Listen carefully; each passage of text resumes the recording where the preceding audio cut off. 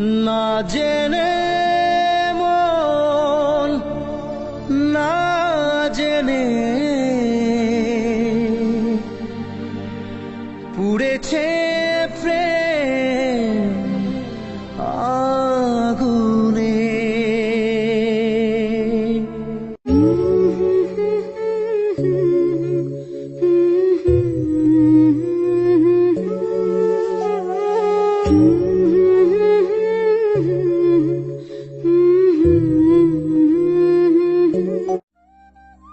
খাবার টেবিলে আসলেন নীরব সাহেব, সাথে আবিরের বাবা রাহুল সাহেবও আছে।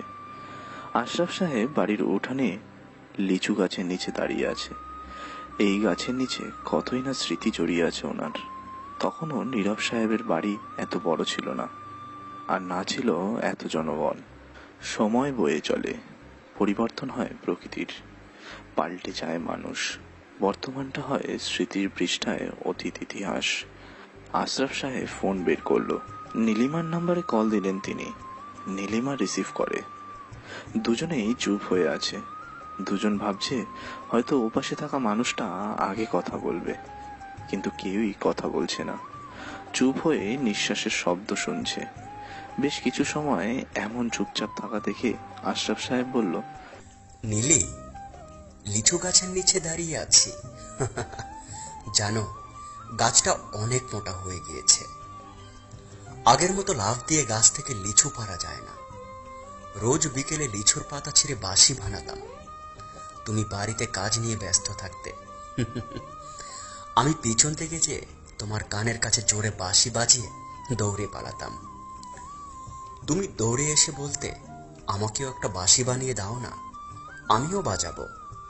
তোমাকে জড়িয়ে ধরে উঁচু করে গাছ থেকে পাতা ছিঁড়ে নিতাম। এরপর তোমাকে বাঁশি বানিয়ে দুজন একসাথে বাজাতাম। এসব কেন বলছো তুমি? এগুলো থেকে বহু বছর আগে বেরিয়ে এসেছি আমি। আমি চাই না তুমি আবার এইগুলো আমাকে বলো। আমি রাহুলকে এখন অনেক ভালোবাসি। ওর ছেলে আবির আর ওর মেয়ে রিয়া এখন আমার সবকিছু। গ্রামে আসবে না আর? না। কেন? আমার ভালো লাগে না গ্রাম, শহরটাই এখন নিজের মনে হয়। খেয়ে ছড়াতে? আবির না খেলে আমিও খাই না। আবির মনে করে আমি ওর আব্বুর থেকে কম ভালোবাসি, কিন্তু আমার ভালোবাসাটা নীরবেই প্রকাশ পায়। যেমনটা আমার ক্ষেত্রেও ছিল। রাখছি। আবির খাওয়ার আগে আমাকে কল দেয়। নীলিমা বেগম ফোন কেটে দেয়। আশরাফ সাহেব পেছনে ঘুরতেই দেখে ওর বাড়ির কাজের লোক শিমুল এসেছে, হাতে দুটো কাপড়ের ব্যাগ। রিধির প্রয়োজনীয় কাপড় শিমুল নিয়ে চলে এসেছে। আশরাফ সাহেব ব্যাগ নিয়ে বাড়ির মধ্যে আসে। ব্যাগ দুটো ঠিক মতো রেখে খাবার টেবিলে এসে বসলো। আবির সিঁড়ি দিয়ে নিচে নামছে। রুম থেকে বেরিয়ে ওর মাকে কয়েকবার ফোন দিয়েছে, কিন্তু আবারও ব্যস্ত দেখেছিল। আবির ফোন পকেটে রাখতে যাবে, তখনই সেটা বেজে উঠল। তাকিয়ে দেখে আম্মুর নাম্বার। আবির রিসিভ করে। আম্মু, এত কিসের ব্যস্ততা তোমার? তোমার এই নাম্বার তো কখনো ব্যস্ত থাকে না, তাহলে কেন? জানতে পারবা সময় হোক। বলো, গ্রাম কেমন লাগছে? আম্মুর কথা মনে পড়ছে? কেন পড়বে না? গ্রাম জাস্ট অসাম। তুমি চলে আসো গ্রামে। না রে, গ্রামে আসবো না। তুমি তো আসবেই, আমি নিয়ে আসবো তোমাকে। আচ্ছা যাও, খেয়ে নাও, পরে কথা হবে। আচ্ছা, টাটা। আবির ফোন কেটে দিল। ধীর পায়ে সে সিঁড়ি দিয়ে নামতে লাগলো। রিধির দিকে চোখ চলে যায়।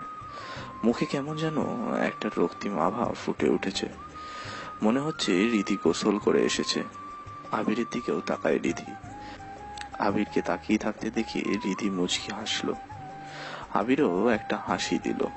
আবির খাবার টেবিলের সামনে আসে, চেয়ার টেনে টেবিলে বসলো। নীরব মামা বলে, আবির, আজকে তোকে অনেক বড় ধন্যবাদ দিতে ইচ্ছে করছে। কেন? ক্রিকেট ম্যাচ জেতানো আর রিদিকে বাঁচানোর জন্য। এটা কোনো কথা? মামার জন্য যদি কিছু না করতে পারি, তাহলে কিসের মামা বাড়িতে আসলাম? আবির পাশে তাকিয়ে দেখে তিশা এসেছে ভাত বেড়ে দিতে।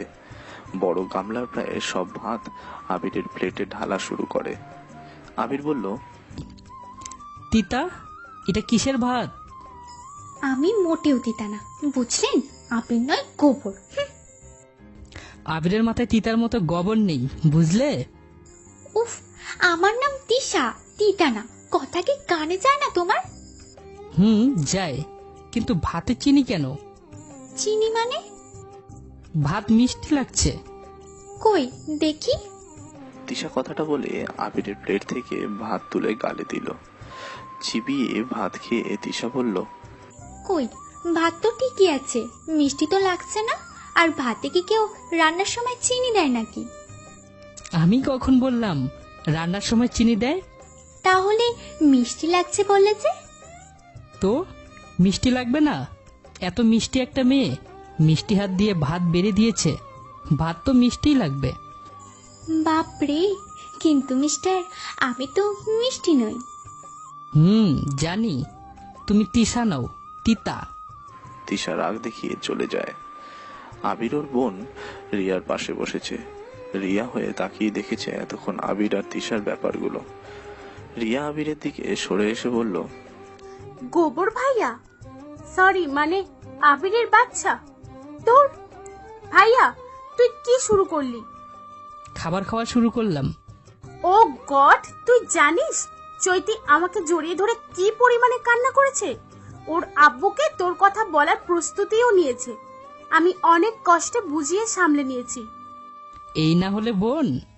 শোন, কোনো ছেলে মেয়ে পটাতে চাইলে যদি তার একটা বোন থাকে, তাহলে সেই ছেলের এক গাদা জিয়েব হবে, এতে কোনো সন্দেহ নেই। বোন তো হেল্প করবেই। এত খুশি হওয়ার কিছু নেই, চৈতি কিন্তু তোর ব্যাপারে সিরিয়াস। তো আমি তো মজা করেছি, এটা পেলে বয়দের কাজ। মেয়ে দেখো, ভালো লাগবে, পটাও। কয়েকদিন প্রেমের নাটক, মজা করো, তারপর বেকআপ। প্যারা কিসের, জাস্ট চিল। ভাইয়া, কাজ কিন্তু তোর ঠিক হচ্ছে না। মেয়েদের মন সস্তা নাকি, যখন ইচ্ছে সেটা নিয়ে খেলা করবে? আবিরকে জ্ঞান দিবি না, মেয়েরা যখন ছেলেদেরকে ঠকায় তখন সেটা কিছু না। যারা করে তাদের সাথে তুই যা খুশি কর, কিন্তু কেন তুই এসব মেয়েদের সাথে প্লে বয়গিরি দেখাবি? আমার ইচ্ছে, চুপচাপ খা, না হলে চর দিয়ে রুমে পাঠিয়ে দিব। তুই ভালো হ, একদিন দেখবি তোর সাথে কেউ ভালোবাসা নিয়ে মাইন্ড গেম খেলে দিয়েছে, তখন বুঝবি কেমন লাগে। তৃষা আপুকেও ছাড়িসনি। কয়টা লাগে ভাইয়া তোর? আবিরকে কষ্ট দিবে এমন মেয়ে এলাকায় কেন, সারা শহরে পাবি না। প্লে বয়রা এইরকমই হয়। যা, তোর সাথে কথা বলবো না। আবির খেতে থাকে। ওর ফোনে একটি মেসেজ আসলো। আবির দেখে জ্যোতির নাম্বার থেকে মেসেজ। সেখানে লেখা, আবির, তোমার ফেসবুক আইডির পাসওয়ার্ড দাও তো। আবির সাথে সাথেই পাঠিয়ে দিল। রিয়া বলল, কার মেসেজ ও? জ্যোতিকে আমার ফেসবুকের আইডি পাস দিলাম। বাবা! বেশ কিছু সময় পর মিথির ফোন থেকে মেসেজ আসলো। মিথিও আবিরকে বলল, আবির, তোমার ফেসবুক আইডির পাসওয়ার্ডটা দাও তো। আবির মিথিকেও পাসওয়ার্ড দিল। এভাবে আরো তিনজনকে আবির ওর ফেসবুক আইডি দিয়ে দিল। রিয়া হা হয়ে আবিরের কাজ দেখছে শুধু। রিয়া বলল, আমি প্ল্যান করে তোর জিএফদের বলেছিলাম তোর ফেসবুক আইডির পাস নিতে। ভেবেছিলাম তুই দিবি না, কিন্তু 5টা মেয়েকেই আইডির পাস দিয়ে দিলি। ওরা 5 জন যদি এখন ঝামেলা করে? কিভাবে ঝামেলা করবে? শোন, আবির নামে আমার 10টা আইডি আছে। সব আইডিতে একই প্রোফাইল পিকচার, একই কভার পিক, একই বায়ো, সবকিছু প্রথম আইডির মতো একই রকম। প্রতিটা আইডি থেকে বাকি 9টা আইডি ব্লক করা, যেন কেউ বুঝতে না পারে। আর কোনো আইডি আছে, প্রতিটা আইডি থেকে একজনের সাথে চ্যাট করি, আর সে হলো আমার ফেক জিএফ। সে চাইছে পাঁচ, তাই ওর সাথে যেটা থেকে চ্যাট করেছিলাম সেই আইডিটা দিয়েছি। এভাবে যে চেয়েছে সবাইকে এরকম ভাবে আইডি দিয়েছি। ওরা যাবে আইডিতে, যা খুশি করবে, তাতে কি। রিয়েল আইডি তো আছেই আমার, আর সেটা গোপনে থাকে, বুঝলি কিছু? রিয়া হাবার মতো তাকিয়ে থাকে আবিরের দিকে। কি জিনিয়াস ওর ভাই। রিয়া ভেবেছিল আবিরকে একটু প্যারায় ফেলতে, কিন্তু সে নিজেই অবাক হয়ে গেছে। এত বুদ্ধি ও কোথায় রাখে, কিভাবে করে এত কিছু আবির? এসব ভাবতেই রিয়ার পেট ভরে গেছে। রিয়া খাবার ছেড়ে উঠে চলে যায়। আবির মুচকি হাসতে থাকে, মনে মনে বলে, আমি পেলে বয়, আমাকে ধরা এত সহজ না। কিন্তু মনে হচ্ছে আমি খুব তাড়াতাড়ি একজনকে ভালোবেসে ফেলতে যাচ্ছি। আবিরও প্রতিটা ফেসবুক আইডিতে গিয়ে অন্য জিএফদের আইডিগুলো ব্লক করে দিয়েছে, যেন সার্চ করেও কিছু খুঁজে না পায় কেউ। আবির সত্যিই একজন পাকা খেলোয়াড়, আর প্রেম বিষয়ে তো আরো বেশি জিনিয়াস আবির। আবির প্লেটে অল্প ভাত রেখে উঠতে যাবে, তখনই তিশা ডালের বাটি নিয়ে নীরব সাহেবের দিকে এগিয়ে আসছিল। আবির উঠে তখনই চলে যাবে, সাথে সাথেই তিশার সাথে আবিরের ধাক্কা লাগে, আর ডালের বাটি তিশার ওপরে গিয়ে পড়ে। বাটিতে থাকা সব ডাল তিশার গলায় পড়ে, সেসব গড়িয়ে নিচে পড়তে থাকে। সবাই তিশা আর আবিরের দিকে তাকিয়ে আছে। আবির মুখ বেঁকিয়ে তাকিয়ে আছে তিশার দিকে। তিশার চোখ গোল গোল করে কোমরে হাত দিয়ে তাকিয়ে আছে আবিরের দিকে। আবির ভদ্রতা প্রকাশে একটা হাসি দিয়ে চলে যেতে যাবে। তিশা জোরে চিৎকার দিয়ে উঠে বলল, আবিরের বাচ্চা, গোবর, এটা কি করলে তুমি? একদিন গায়ে গাদা, আজকে গায়ে ডাল ফেলে চলে যাচ্ছ? শয়তান বান্দর ছেলে কোথাকার! কি? আমি গোবর? তুমি তিতার মতো করে কথা বলছো কেন? আমি তো ইচ্ছে করে করিনি। তুমি করেছো ইচ্ছা করে। ফাজিল ছেলে, মন চাচ্ছে গলা টিপে মেরে ফেলি, বকে গলা বানিয়ে রাখছো। নিজের গল টিপে যাও, বুড়ি জিরাফের গলা তোমার। আবির, গোবর! তিশা, তিতা, নিম পাতা। সুপ্তি, চৈতি আর রিয়া এসে তিশাকে আটকায়। হৃদিও ঘোরাতে ঘোরাতে আবিরের সাইডে এসে দাঁড়ালো। তিশাকে বলল, তৃষা, কি করছো? বড়দের সামনে ঝগড়া বাঁধাচ্ছ কেন? রীতি, তুমি ওই বান্দর মার্কা ছেলে তামিল মুভি ভিলেনের সাইডে যাচ্ছ কেন? তুমি তো একটা তামিল মুভির সাইডের নায়িকা, আর রিদি হলো রিয়েল নায়িকা, তাই আমার পাশে এসে দাঁড়িয়েছে। চুপ করো সবাই। তৃষা, যাও ড্রেস চেঞ্জ করো। আর তোমাকে তো আবির বলেছে, ইচ্ছে করে করেনি। তবু আবির সরি বলেন তৃষাকে। সরি তিতা। বিয়াদব, গোবর! আবার রিধি একটু জোর গলায় কথাটা বলল। তিশা চলে যায়। আবির ফাজিলময় একটা হাসি দিল। আশরাফ সাহেব রিধি আর আবিরের পাশাপাশি দেখে অনেক কিছুই ভাবছে।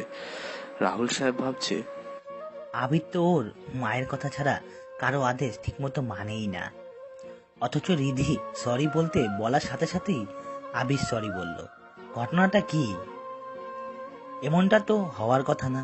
কি হয়েছে আবিরের? আবির নিজেই অবাক হয়। সে আগে কখনো কোনোদিন করেনি, এটাই সে আজকে করলো। তবে রিধি কেন আবিরের সাইডে এসে তিশাকে চুপ করালো? আচ্ছা, আবির যা ভাবছে রিধিও কি আবিরকে নিয়ে সেটা ভাবছে?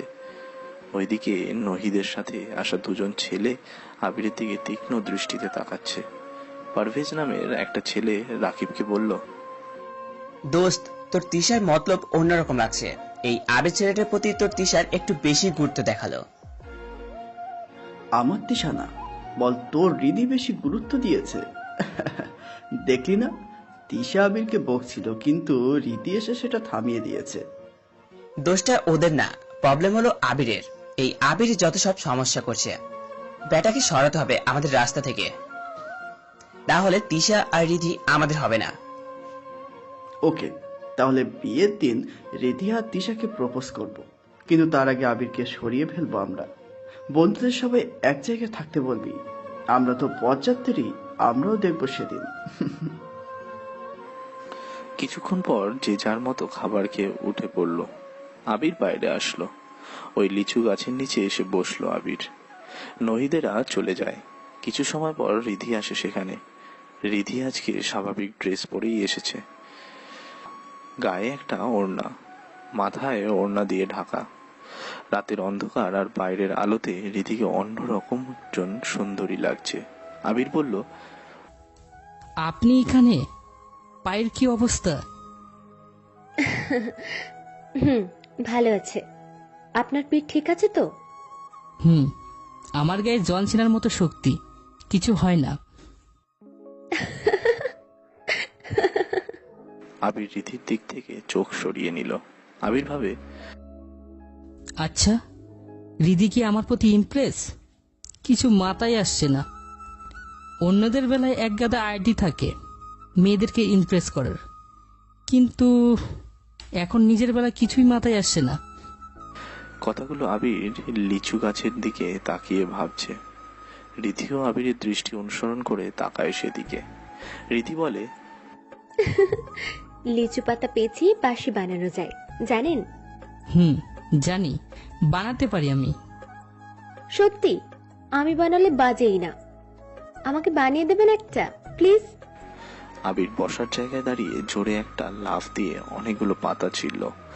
প্রথম পাতা পেঁচিয়ে একটা বাঁশি বানায়। জোরে একটা ফু দিল পাতার বাঁশিতে। বেশ জোরেই বাজলো বাঁশিটা। রিধি খুশিতে বলল, আমার কাছে দিন, এবার আমি বাজাবো। আবির রিধির মুখের দিকে বাঁশিটা বাড়িয়ে দিল। রিধি সেটা না ধরেই বাঁশিটা মুখে নিয়ে ফু দিল। বাঁশি বাজতে থাকে। একবার রিধি ফু দেয়, আর একবার আবির ফু দেয়। দুজনে বাঁশি বাজানোর খেলায় খুব মজা পাচ্ছে। তিনজন দূরে দাঁড়িয়ে আবির আর রিধি বাঁশি বাজানোর খেলা দেখছে। একজন দোতলায় দাঁড়িয়ে দেখছে, সে হলো নীরব সাহেব। আরেকজন তিনতলায় দাঁড়িয়ে দেখছে, সে হলো রাহুল সাহেব। নিচতলার ব্যালকনিতে দাঁড়িয়ে দেখছে একজন, আর সে হলো আশরাফ সাহেব। তিনজনেই ঘটনার সাথে বেশ পরিচিত। তিনজনের চোখে মুখে বিস্ময় আর অবাকের প্রবণতা পরিলক্ষিত, কিন্তু বাকি দুজনের থেকে আশরাফ সাহেব একটু বেশিই ভাবছে। কারণ ছোটবেলায় আবিরের জায়গাতে ছিল আশরাফ সাহেব, আর রীতির জায়গাতে ছিল নীলিমা। ঘটনাচক্রে আর সেম ঘটনার পুনরাবৃত্তি ঘটছে। তবে কি প্রেমের সেই অতীত ইতিহাস বদলাতে যাচ্ছে? নীলিমার তাচ্ছিল্য করে বলা কথাটা কি সত্যিই হতে যাচ্ছে? আশরাফ সাহেব নীলিমাকে ফোন দিল। নীলিমা রিসিভ করতেই আশরাফ সাহেব হাসতে থাকে। নীলিমা হাসির কারণ জানতে চাইলেও তিনি বললেন না। কিছু সময় একা একা হেসে আশরাফ সাহেব বলল, নীলি, অনেক কিছুই ঘটতে যাচ্ছে। মানে? তোমার ছেলে আর আমার মেয়ে একে অপরকে ভালোবাসতে যাচ্ছে। কি বলছো এইসব? ঠিকই বলছি। একটু আগে তোমাকে লিচুর পাতার বাঁশি বাজানোর গল্প শোনাচ্ছিলাম। তুমি রাহুল সাহেবকে কল দিয়ে বলো বিরু কলে লিচু গাছের দিকে ক্যামেরা ধরতে বলো। তুমি সবটাই দেখবে। ফোন কেটে দেয় আশরাফ সাহেব। এদিকে আবিরের বানানো প্রথম বাঁশিটা নষ্ট হয়ে যায়। রিধি বলে, আবার একটা বানান, বাজাতে অনেক ভালো লাগছে। আমারও কখনো এভাবে বাঁশি বাজায়নি, মানে পাতার বাঁশি বাজায়নি। আমিও না। আচ্ছা দাঁড়াও। আবির আরো একটি বাঁশি বানায়। আবির মজা করে রিধির কানের কাছে বাঁশি নিয়ে গিয়ে জোরে একটা ফু দিল। বাঁশি বাজাতেই রিধি চমকে উঠে আবিরের দিকে রাগী দৃষ্টিতে তাকায়। আবির বসা থেকে উঠে দৌড়ানো শুরু করে। রিধিও আবিরের পিছনে দৌড়তে যাবে, কিন্তু পা কাটা থাকায় সে হালকা চিৎকার করে উঠল। আবির দৌড়ে রিধির কাছে আসে। রিধির দিকে উত্তেজিত কণ্ঠে তাকিয়ে বলে, সরি, বসেন, উঠতে হবে না, আমি যাচ্ছি না। আমাকে এখানে মারেন, দৌড়ে ধরা লাগবে না। মারবো না, বাঁশিটা দিন। আবির রিধির হাতে বাঁশি দিল। রিধি আবিরের কানের কাছে বাঁশি নিয়ে গিয়ে জোরে বাজালো। আবির মিছিমিছি ভয় পেয়ে চমকে উঠল। রিধি দেখে হাসতে থাকে। আবিরও হাসতে থাকে। আশরাফ সাহেব হাসছে। ওনার ফোন বেজে উঠল। দেখে নীলিমার কল। আশরাফ সাহেব রিসিভ করলো। তারপর আশরাফ সাহেবের ফোন বেজে উঠল। স্ক্রিনে তাকিয়ে দেখে নীলিমার নাম্বার। আশরাফ সাহেব ফোন রিসিভ করলেন। নীলিমাকে আশরাফ সাহেব বলল, কি বুঝলে নীলি? কি ভাবছো তুমি? আবির আর রিধির বিয়ের কথা?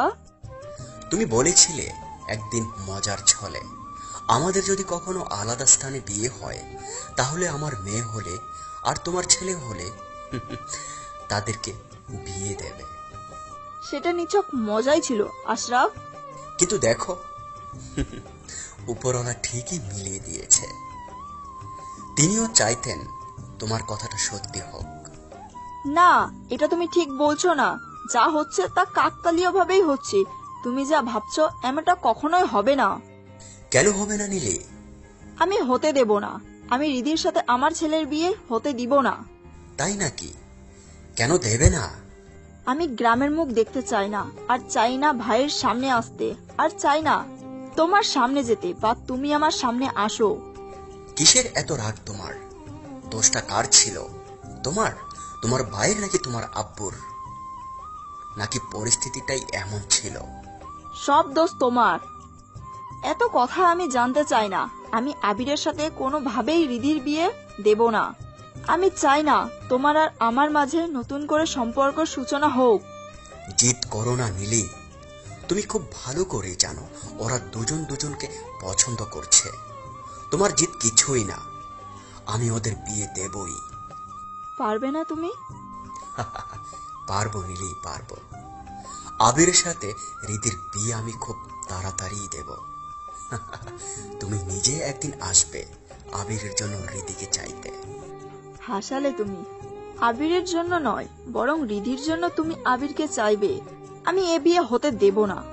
কিভাবে আটকাবে তুমি? দরকার হলে তিয়াসের সাথে আবিরের বিয়ে কথা আমি নিজেই বলবো সেখানে। যা খুশি করো, আমি আটকাবো না। তবে আবিরকে রিধির থেকে আলাদা করতে পারবে না। তাহলে দেখাই যাক কে যেতে। নীলিমা ফোন কেটে দিল। আশরাফ সাহেব আবিরদের দিকে তাকায়। দুজনেই গল্প করছে। আশরাফ সাহেব দেখে হাসতে থাকে। ওদিকে নীলিমা চায় না আশরাফের সাথে কোনো সম্পর্কে নতুন বন্ধন হোক। সে ৩৫ বছর ধরে নিজেকে গ্রাম থেকে দূরে রেখেছে। সে চায় না পুরনো স্মৃতিগুলো সামনে আসুক, নতুন করে কোনো সম্পর্ক তৈরি হোক। সরি আবির সাহেব। রিধি কথাটা বলে উঠে দাঁড়ালো। আবির রিধির দিকে তাকিয়ে আছে। রিধি আবারও বলল, আসলে সরি বলার কারণ হলো আমার জন্য আপনার আঘাত লেগেছে। ওরা আপনাকে মেরে ফেলতেও পারতো। আপনি ছিলেন তো সাথে, কিছুই করতে পারতো না। আচ্ছা, আপনি কি করেন? এত সাহস কোথা থেকে পান আপনি? পুলিশের আপনাকে কিছুই বলে না কেন? আমার আব্বুর অনেক টাকা তো, এই জন্য বেকার বসে খাই। পুলিশদের সাথে একটু পরিচিত আছে, তাই আমাকে কিছু বলেনি। আঙ্কেল, মানে আপনার বাবাও একই কথা বলেছে, আপনি বেকার ঘুরে বেড়ান। হুম। আচ্ছা, অনেক রাত হয়েছে, আমি যাই। আব্বু দেখলে বকা দিবে। রিধি আর দাঁড়ালো না, সে হেঁটে চলে যায়।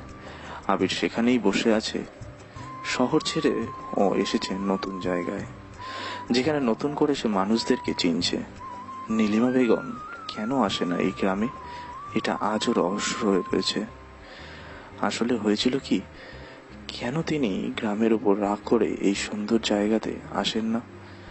আবিরের সেটা জানতে হবে। আবির বসা থেকে উঠতে যাবে, পেছন থেকে আশরাফ সাহেব ডাক দেয়, আবির কি করছো এখানে? কিছু না আঙ্কেল, এমনি বসেছিলাম। ও আচ্ছা, তোমার মামা তো আমার বন্ধু। তোমার আম্মু কিন্তু আমার বন্ধু ছিল। Wow, great. কিন্তু দেখো না, ওনার বাইরের মেয়ের বিয়েতে নীলিমা আসলো না। এটা কেমন দেখালো বলো তো? আসলে আমি বিজনেস আর সরকারি চাকরি দৌড়ানোতে অনেক বিজি, এই জন্য তিনি আসেনি। তুমি বলো, বড় হয়ে কখনো তিনি গ্রামে এসেছেন? না, তিনি গ্রামের নাম করেনি কোনোদিনও। জানতাম না গ্রামে আমার মামা বাড়ি। এত বছর পর তোমার মামা সবাইকে দাওয়াত করলো, তোমার আম্মু আসলো না। জানো তোমার মামা কতটা কষ্ট পেয়েছে? আসলে uncle, I don't know actually কি হয়েছিল মা আর আম্মুর মধ্যে, এই জন্য তিনি আসে না। কিন্তু তোমার উচিত তাকে এখানে আনা। কেউ না পারলেও তুমি সেটা পারবে। আনতেই হবে কিন্তু তোমার মাকে গ্রামে। জি আঙ্কেল, আমি আনবো। আমার কথা আম্মু শুনবে। গুড। আচ্ছা যাও, ঘুমাও। আবির উঠে চলে গেল। আশরাফ সাহেব মনে মনে হাসলেন। নীলিমাকে ইনডিরেক্টলি চ্যালেঞ্জ দিয়েছে আবিরের সাথে রিধির বিয়ে করানোর। নীলিমা সেটা চাইছে না, কিন্তু আশরাফ সাহেব ছেড়েও দেবেন না। এবার যা সিদ্ধান্ত নেন তিনি সেটা পূরণ করেই ছাড়ে। আবির, এই আবির, ওঠ। নাহিদের গায়ে হলুদের অনুষ্ঠান যেতে হবে তো, ওঠ। আবির লাফ দিয়ে ঘুম থেকে উঠল।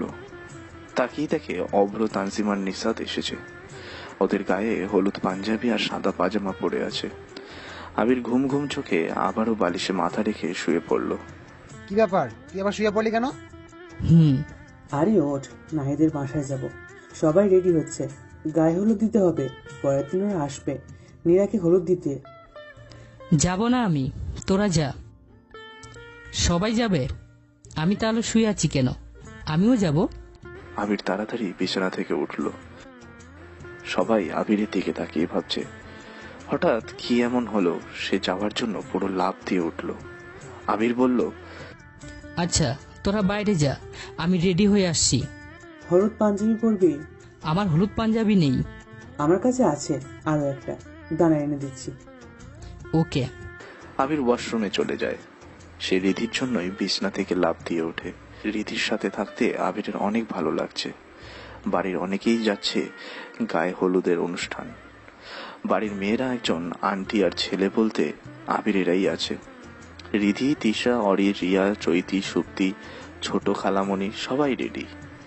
ছেলেরাও বাইক নিয়ে রেডি। শুধু আবির আসছে না। আবিরের জন্য সবাই অপেক্ষা করছে। আবির ওয়াশরুম থেকে বের হয়। বিছনার ওপর হলুদ পাঞ্জাবি। আবির পাজামা পরে নিল। পাজামাটা স্টিচ কাপড়ের, টাইট ফিটিংস করা, গোড়ালি থেকে শর্ট করে নেওয়া। এটাই আবিরের স্টাইল। হলুদ পাঞ্জাবিটা পরে নিল, সাথে দামি স্যান্ডেল, জুতো। চুলগুলো এলোমেলো করে দিল, যেন হিমু হিমু ভাব দেখা যায়। হাতে ক্যামেরা নিয়ে বের হলো রুম থেকে। ড্রয়িং রুমে আসতেই বড় মামির সাথে দেখা। বড় মামি বসে খাবার খাচ্ছেন। আবিরকে দেখে ডাক দেয় বড় মামি। আবির, আব্বা এদিকে আয়। জি মামি। হ্যাঁ কর। আবির কখনো মায়ের হাতে ছাড়া খায়নি, তাও সেটা অনেক ছোটবেলায়। কিন্তু হঠাৎ করে মামির এত আদর দেখে আবির অবাক না হয়ে পারল না। হাসি মুখে মামির হাত থেকে খাবার খেলো আবির। আবির চলে যেতে যাবে, ছোট মামি এসে আরো এক গাল খাবার গালে দিয়ে বলল, সবটাই খেয়ে তারপর যাবি। তোর আব্বু, ভাই আর আশরাফ সবাই গেছে বড় বাজারে বিয়ের জন্য বাজার করতে। নীলিমা আপা আসলে মজা হতো অনেক। আবির, তুই বল না একটু তোর মাকে, উনি যেন আসে। আচ্ছা বলবো। আবির কোনো রকমে খেয়ে বাইরে বের হয়। অভ্ররা পাঞ্জাবির সাথে পাজামা পরেছে, কিন্তু ওদের পায়ের লোফারের সাথে মানাচ্ছে না। আবির ওদের স্টাইল দেখে মুচকি হাসলো। আবিরের দিকে সবাই হা করে তাকিয়ে আছে। আবির সবাইকে ক্যামেরা বন্দি করে নিল। আবিরের চোখ রিধিকে খুঁজছে, কিন্তু রিধি কোথায়? আবির খোঁজাখুঁজি করতে হঠাৎ কারোর সাথে ধাক্কা খায়। কপালে হাত দিয়ে সামনে তাকাতেই দেখে তিশা দাঁড়িয়ে আছে। আবির কিছুটা রাগি চোখে তাকিয়ে বলল, কানি নাকি? আমার চশমাটা খুলে দেব তোমাকে? নাকি হ্যান্ডসাম ছেলে দেখে ধাক্কা দিতে ইচ্ছে করে? মেয়েদেরকে না খুব ভালো করে চিনি আমি। চিনবাই তো, তুমি ছাড়া আর কেই বা চিনবে, বজ্জাত ছেলে। কালকের ডালটা অনেক তিতা লাগছিল। বেয়াদব ছেলে, রাতে ডাল ফেলে এখন আছে ভেঙচি দিতে। হট। দেখো হাঁটতে পারে না, প্রতিবন্ধী মেয়ে একটা। ফুট। আবিরের বাচ্চা, গোবর। তিশার মেয়ে তিতা। আমার মেয়ে মানে? ওই আমি তো সিঙ্গেল। সিঙ্গেল তো সালমান খানও। যাকগে, এসব মুড নেই। মেয়েদের সাথে কথা বলে সময় নষ্ট করার ইচ্ছে নেই। তোমাকে আমি? আমাকে কি ভালোবেসে জড়িয়ে ধরবে? বলো না ভালোবাসি। তুমি যদি একবার ভালোবাসো বলো, সত্যি বলছি, তোমাকে আমি আগলে রাখবো। বাই। আবির কথাটা তাড়াতাড়ি বলে সেখান থেকে চলে আসলো। তিশা এতক্ষণ আবিরের সাথে মিষ্টি ঝগড়া করলেও আবিরের শেষের কথাগুলো শুনে সে যেন নীরব হয়ে যায়। বারবার আবিরের কথাগুলোর কানে বাজতে থাকে। রিয়া পাশে আসলো তিশার। তিশা আপু, কি ভাবছো দাঁড়িয়ে? আবির। কি ভাইয়া কি করেছে? তোমাকেও? ধুর না, তোর ভাই একটা বদের হাড্ডি। রীতি কই একটু পিছনে দেখো। আবির বাইকের উপর বসতে যাবে, তখনই রিয়ার কথা কানে এলো। আবির সহ সবাই পিছন ঘুরে তাকায়। রিধি আসছে, হলুদ শাড়ি পরা, মানে গায়ে হলুদ দিতে যাচ্ছে সবাই। তাই এখানে থাকা সবাই হলুদ শাড়ি আর পাঞ্জাবি পরেছে। রিধির চুলে হলুদ গাঁদা ফুলের মালা গেঁথে সাজিয়ে রাখা। রিধি শাড়ির কুচিটা ঠিক করতে করতে এগিয়ে আসে। আবির রিধির অনেকগুলো ছবি তুলে নিল। আবির নিজেই অবাক হচ্ছে হুট করে রিধির প্রতি এতটা অ্যাট্রাকশন অনুভব করছে, যা এর আগে কোনো মেয়ের প্রতি হয়নি আবিরের। এদিকে রিধি গাড়ির কাছে এসে আবিরের দিকে না তাকিয়ে ভাবছে, ছেলেটা আমার দিকে এভাবে কেন তাকাচ্ছে? শহরে ছেলে হতে সাবধান, বাট ছেলেটা অন্যদের মতো না। আবির একদমই আলাদা। আবিরকে ভেতর থেকে চিনতে পারছে রিধি। ওদিকে তিশা গাড়িতে উঠে সিটে বসে আবিরের দিকে তাকিয়ে আছে। তিশা ভাবছে, রিয়া যা বলুক, আবির কিন্তু অনেক ভালো মনের একটা ছেলে। মনটা একবার নিজের করে নিতে পারলে আর কিছুই লাগবে না। ছেলেটাকে নিজের করে নিয়ে সবটা সূত্রে দেব। আবির বাইকের উপর বসে ভাবতে থাকে, রিধিকে কি প্রপোজ করব? যদি না করে দেয়, যদি হ্যাঁ বলে, তাহলে পেলে বয় থেকে নিজেকে লাভার বয় বানিয়ে ফেলবো। ধুর, আমার দ্বারা কি আদৌ সিরিয়াস প্রেম হবে?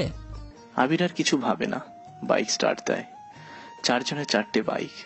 প্রাইভেট গাড়িটা সবার সামনে এগিয়ে যাচ্ছে। গ্রামের রাস্তা থেকে মেঠো পথ, তারপর আবার পাকা রাস্তা। আবিরের কাছে সব নতুন লাগছে। গ্রামের ধুলো যেন এই প্রথম দেখছে ও।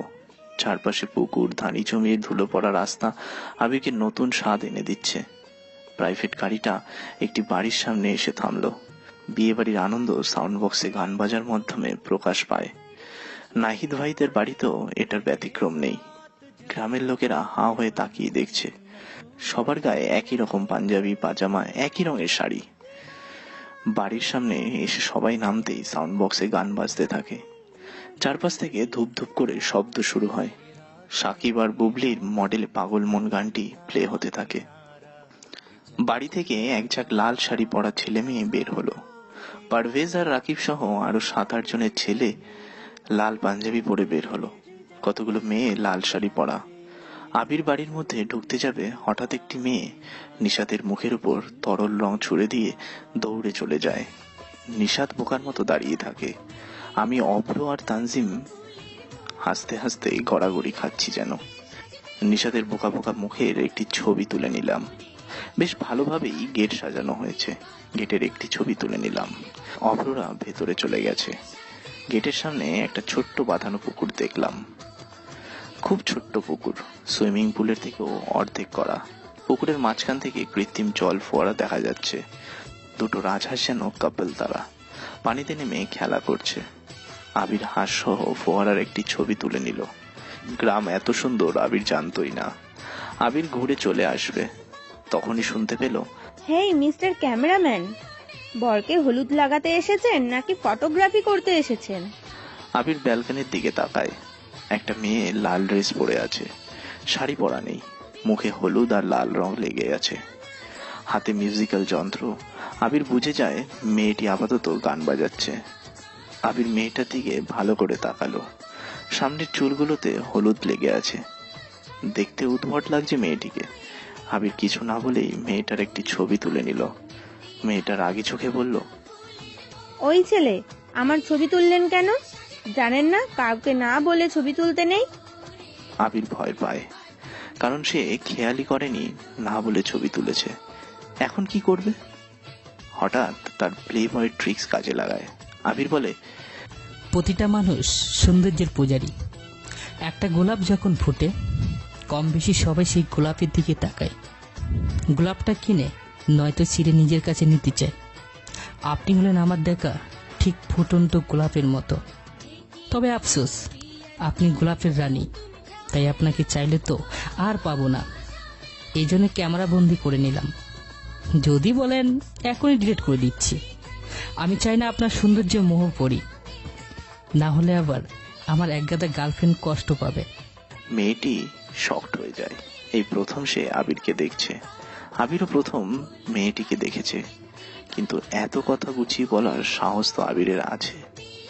তারপর আবির বাড়ির মধ্যে প্রবেশ করলো। বিশাল উঠোন, উঠানের একপাশে প্যান্ডেল ঘেরা। একটি খাটের ওপর নাহিদ বসে আছে। নাহিদের গায়ে এখনো হলুদ লাগানো হয়নি, কারণ আবিরেরা আগে লাগিয়ে দিয়ে যাবে, তারপর বাড়ির সবাই হলুদ দেবে। নাহিদের পাশে পারভেজ আর রাকিব বসলো। সবাই এক এক করে হলুদ দিতে যায়। আবির সবটা ক্যামেরা বন্দি করতে থাকে। সবার এক এক করে ছবি তুলতে থাকে। তিশা যখন হলুদ দিতে আসলো নাহিদের গায়ে, পারভেজ তিশার দিকে হাঁ করে তাকিয়ে আছে। পারভেজের দৃষ্টি তিশার বুকের দিকে। কেউ না খেয়াল করলেও আবিরের চোখ এড়োলো না সেটা। তিশা চলে যায় হলুদ দিয়ে। পারভেজ তিশার পেছনের অংশ দেখতে থাকে। আবির সবকিছু বেশ তীক্ষ্ণ দৃষ্টিতেই দেখছে। এরপর রিধি আসে নাহিদকে হলুদ দিতে। হলুদ দেওয়ার সময় একটু ঝুঁকতেই রাকিব একইভাবে রিধির দিকে তাকায়, যেন দৃষ্টি দিয়েই খেয়ে ফেলবে সে। রিধি হলুদ দিয়ে যখনই সোজা হবে, রাকিবের দৃষ্টি অনুসরণ করে খেয়াল করলো রাকিব ওর বুকের দিকে তাকিয়ে আছে। রিধি কিছু না বলে চুপচাপ নিজের কাপড় ঠিক করলো। যদিও কাপড় ঠিকই ছিল, কিন্তু দৃষ্টিতে যারা ধর্ষক হয় তাদের দৃষ্টি যেন কাঁটার মতো বিদ্ধে থাকে। আবির ছবি তুলছে সবকিছুর। এদিকে নাহিদের বাড়িতে থাকা কতগুলো মেয়ে নিরিদের বাড়িতে থেকে আসা এই 4 জন ছেলেকে দেখতে থাকে। নিশাতের দিকে একটা মেয়ে বেশি তাকাচ্ছে, আর সে হলো ওই রংওয়ালি। আসার শুরুতেই নিশাতের মুখে রং লাগিয়ে দৌড়ে চলে গিয়েছে। নিশাত তাকালেই মেয়েটা ভিড়ের মধ্যে ঢুকে পড়ছে। নিশাত যখন তাকাচ্ছে না, তখনই মেয়েটা নিশাতকে দেখতে থাকে। বাকি ছেলেদের দিকে মেয়েরা তাকালেও বেশি ফোকাস আবিরের দিকে, কারণ আবিরের স্টাইল সবার থেকে ডিফারেন্ট। সে এসেই খালি পায়ে হয়ে গেছে। নিজের মধ্যে হিমো হিমো ভাব এনে চারপাশে ঘুরছে আবির। একটা মেয়ে পটাতে আর কি লাগে? ছেলে রোমান্টিক হবে, স্মার্টলি একটু কথা বলতে পারবে, থোবড়া বা মুখ মোটামুটি হলেই হবে। কিন্তু মেয়েরা তো সুন্দর ছেলে খোঁজে বেশি। তাই আবিরের ক্ষেত্রে কোনোটারই কম নেই। স্টাইলিশ, স্মার্ট, ডিফারেন্ট দেখতে ছেলে আবির। মেয়েদের মধ্যে থাকা একটা মেয়ে কয়েকজনকে ডেকে বলতে থাকে, ওই হলুদ পাঞ্জাবি পরা ছেলেটাকে দেখেছিস? হেভি দেখতে, পাত্তাই দিচ্ছে না আমাদের। কোন ছেলে? সবাই তো হলুদ পাঞ্জাবি পরে এসেছে। আরে হাতে ক্যামেরা আছে যে ছেলের, সেই ছেলেটার সাথে চল কথা বলি। সবাই আবিরকে নিয়ে একটু মাতামাতি করছে। অভ্র আসে, নাহিদকে রং লাগায়। পারভেজ আর রাকিব ওখানে বসেই রিধি আর তিশাকে দেখছে। আবির ছবি তুলতে ব্যস্ত। হঠাৎ শুনতে পেল, মিস্টার ফটোগ্রাফার, ক্যামেরা নামিয়ে আমাদের দিকে তাকান। বলুন, শুনছি। এই ছেলে, ডাকছি না আপনাকে? মেয়েটা ঝাড়ি দিয়ে আবিরের মুখের সামনে থেকে ক্যামেরা সরিয়ে দিল। আবির ঘুরে পেছনে তাকায়, দেখে সেই ব্যালকনিতে দাঁড়িয়ে থাকা মেয়েটি আবিরের সামনে এসে দাঁড়িয়েছে। আবির মেয়েটিকে দেখে বলল, আপনি ওই মিউজিক ওয়ালি না? আমি মিম। আর মিউজিক ওয়ালি কি? আমি বরের বোন হই, ছোট বোন, বুঝলেন? এবার ঝটপট আপনার নামটা বলুন তো। নিজেই জেনে নিন, আমার নাম অজানা থাকুক। দেখুন, একদম ভাব নেবেন না। দেখতে সুন্দরী মেয়ে কথা বলতে আসছে, ভাব নিচ্ছেন। আমি এসেছি, আপনি আমার ছবি কেন তুলেছেন? সত্যি এটার জন্য আসছেন? কিন্তু আমার মনে হচ্ছে অন্য একটা কারণে এসেছেন। মানে গোলাপ সবাই চায়, মনে নেই কি বলেছিলাম? আপনি হলেন ফুটন্ত গোলাপের মতো, যা চাওয়ার সাহস আমার নেই। তাই দূর থেকেই ছবি তুলে রেখেছিলাম, কিন্তু আফসোস ছবিটা ডিলিট করতে হয়েছে। অবশ্য ভালো হয়েছে, কারণ গোলাপের প্রেমে পড়ে যেতাম। তখন সেটা খুব খারাপ হতো। গোলাপের কাঁটা ফুটে প্রেমের জন্য শহীদ হয়ে যেতাম। আমার এত তাড়াতাড়ি শহীদ হওয়ার কোনো ইচ্ছে নেই, ম্যাম। মিম অবাক হয়। কি ইমপ্রেসিভ কথা বলার ধরন এই ছেলেটার, যেন কত পরিচিত। খুব ইজিলি কথাগুলো বলছে। মিম চেয়েছিল ছবি তোলার অপরাধে একটা বিশাল সিন ক্রিয়েট করবে, কিন্তু আবিরের কথার ম্যাজিকে সবগুলো ভুলে আবিরের প্রতি অন্যরকম ধারণা চলে এসেছে মিমের। কিন্তু আবিরকে সেটা বুঝতে দেবে না মিম। আর আবির হলো একজন প্লে বয়, লিজেন্ড খেলোয়াড়। আবির অভ্রকে ডাকলো। অভ্রের হাতে ক্যামেরা দিয়ে সে হলুদ দিতে যায়। অভ্র ছবি তুলতে থাকে। আবির ডান হাতে অনেক হলুদ পাটা নিল। সে সরাসরি গিয়ে রাকিবের চোখে, তারপর নাহিদের গালে আর পারভেজের চোখে লাগিয়ে দিয়ে চলে আসে। নাহিদ আবিরের এমন কাণ্ড দেখে অবাক হলো। পারভেজ আর রাকিব আপাতত চোখ জ্বালা সহ্য করছে, কারণ এটা অনুষ্ঠানে যে কোনো কিছু হতে পারে, তাই আপাতত চোখের জ্বালা সহ্য করছে। ওরা বসা থেকে উঠে কোনো রকমে দৌড়ে ওয়াশরুমে যায়।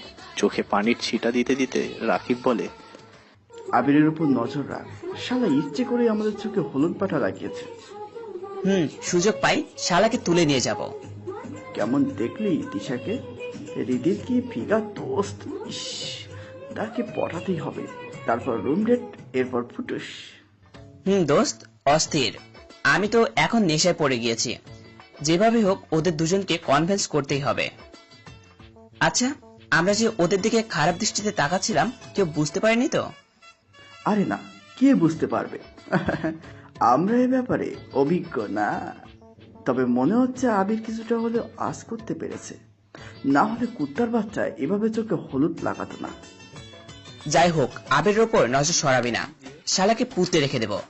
কেউ খুঁজেও পাবে না কে করেছে এসব, আর না পাবে ওর লাশ।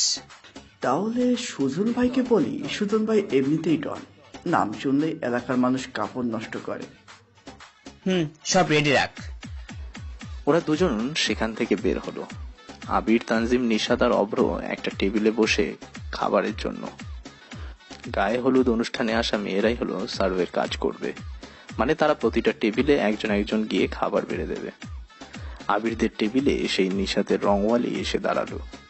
ট্রেতে 4টে বাটি, সবাইকে নুডলস দিচ্ছে। নিশাত, তোর রঙালি তো এখানে। এই মিস্টার রংওয়ালি মানে? আমার নাম ইভা হোসেন, বুঝলেন? আর মিস্টার নিশাত, আপনাকে রং লাগানোর দেয়ার ছিল, বুঝলেন? আপনারা 4 জন বাইকে আসছিলেন, আমরা জানি। প্ল্যান ছিল মিমের সাথে। বাইক থেকে যে ছেলে সবার আগে নামবে তাকেই ইভা মানে আমি রং লাগাবো। বাইক এসে থামে, সবাই বাইকেই বসেছিলেন, কিন্তু সবার আগে এই নিশাত নামে বাইক থেকে, তাই রং লাগিয়েছি। বাহ, কি সুন্দর ডিয়ার। তা মিস রংওয়ালি, আপনাকে চট দেওয়ার ডিয়ার যদি আমরা করি তাহলে কেমন লাগবে? এই হ্যালো, চুপ থাকেন আর নিন বাটির ঢাকনা খুলুন, খাবার খান। ওরা 4 জন বাটির ওপর থেকে ঢাকনাটা খুললো। খুলেই দেখতে পায় সেখানে নুডলসের বদলে শুকনো মরিচ রাখা। অভ্র বলে উঠল, এটা কি হলো?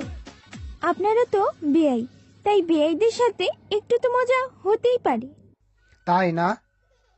ঠিক আছে, মনে থাকবে। তানজিম, অভ্র এরা দুজন ইভার সাথে কথা বলছে। আবিরের পাশেই নিশাত বসে আছে। আবির নিশাতকে কানে কানে বলল, ঝালের বাটি নিয়ে উঠে দাঁড়া, এরপর সেটা এবার দিকে বাড়িয়ে দিয়ে বলবি, ঝালের রানী রংওয়ালি, আপনাকে ভালোবাসি।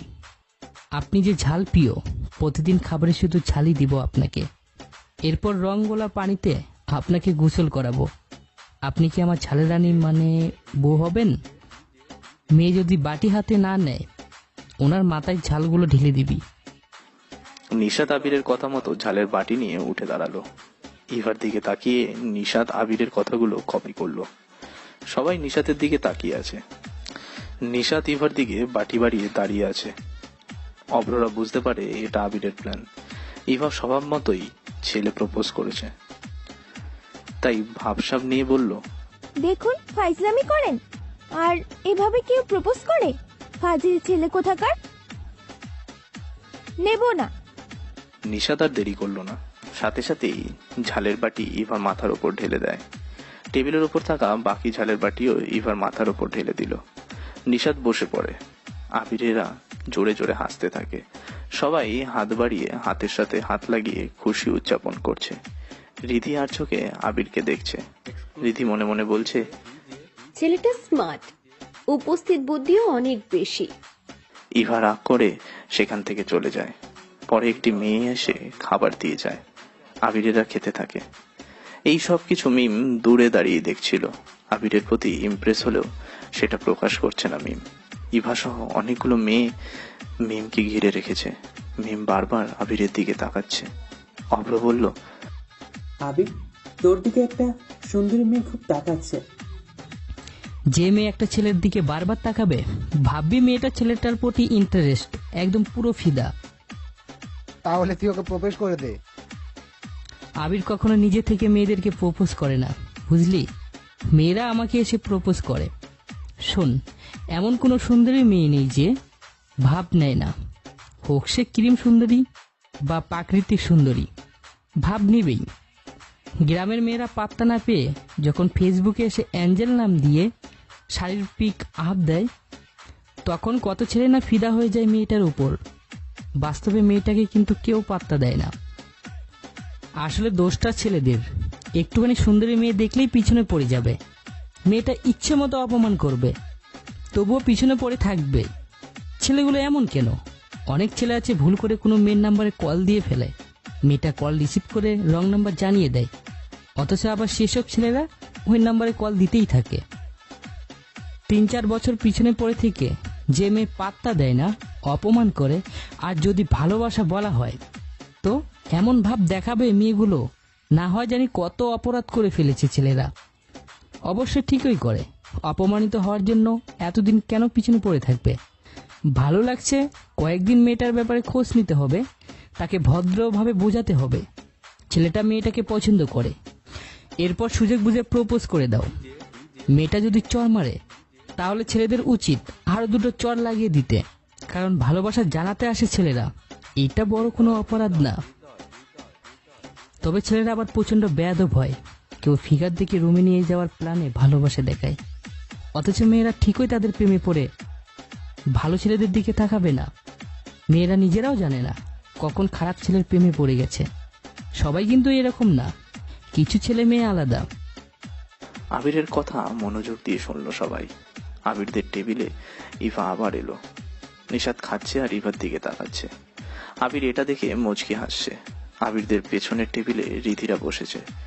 খাবার শেষ করে বসে আছে সবাই। বাড়ির পিচ্ছি ছেলেরা সাউন্ড বক্সে গান বাজাতে থাকে। আবির প্যান্ডেল থেকে বাইরে বের হয়, সাউন্ড বক্সে গান বাজছে। আবির ক্যামেরা হাতে বাইরে বের হয়। ভেতরে পারভেজ আর রাকিব তিশা ও রিধিকে দেখছে।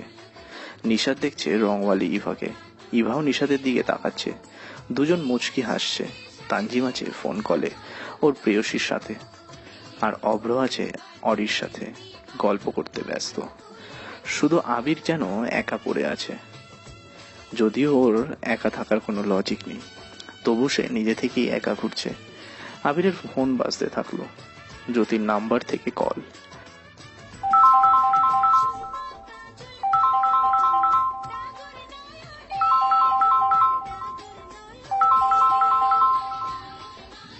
আবির, কি করো?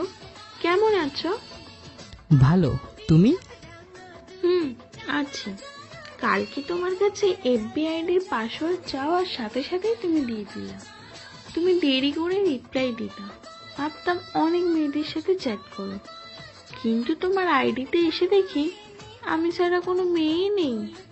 আবির বাবু, কেন এত ভালোবাসো আমাকে?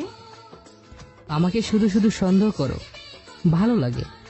তুমি ছাড়া কেই বা সন্দেহ করবে? ভালোবাসা তুমিই সন্দেহ, রাগ সব তুমিই তো করবা। তুমি ছাড়া আমার কে আছে বলো? এখন বিশ্বাস হয়েছে তো আমি কেন অন্য মেয়ের সাথে কথা বলি না তোমায় ছাড়া? বাবু, হয়েছে। এতগুলো ভালোবাসি তোমাকে। জ্যোতির ফোন কেটে দেয় আবির। মিথির ফোন আসে। মিথি বলল, আবির, ঢাকায় কবে আসবা? তোমাকে খুব মিস করছি। তোমার ফেসবুক আইডিতে ছিলাম, কোনো মেয়ে মেসেজ দেয়নি।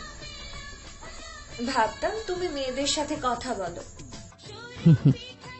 আচ্ছা মিতি, যদি কোনোদিন শোনো আমার অনেকগুলো রিলেশন আছে, তখন কি করবা? বিশ্বাস করবো কেন? আমি জানি আমার আবির কখনো এমন করতেই পারে না। আচ্ছা বুঝলাম, থ্যাংক ইউ।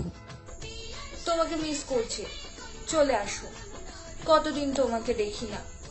এরপর আরো 2-3টে মেয়ে ফোন দেয় আবিরকে। সবাই একই রকম কথা বলে। আবির জিনিস আছে, এজন্য সে সহজে ধরা পড়ে না।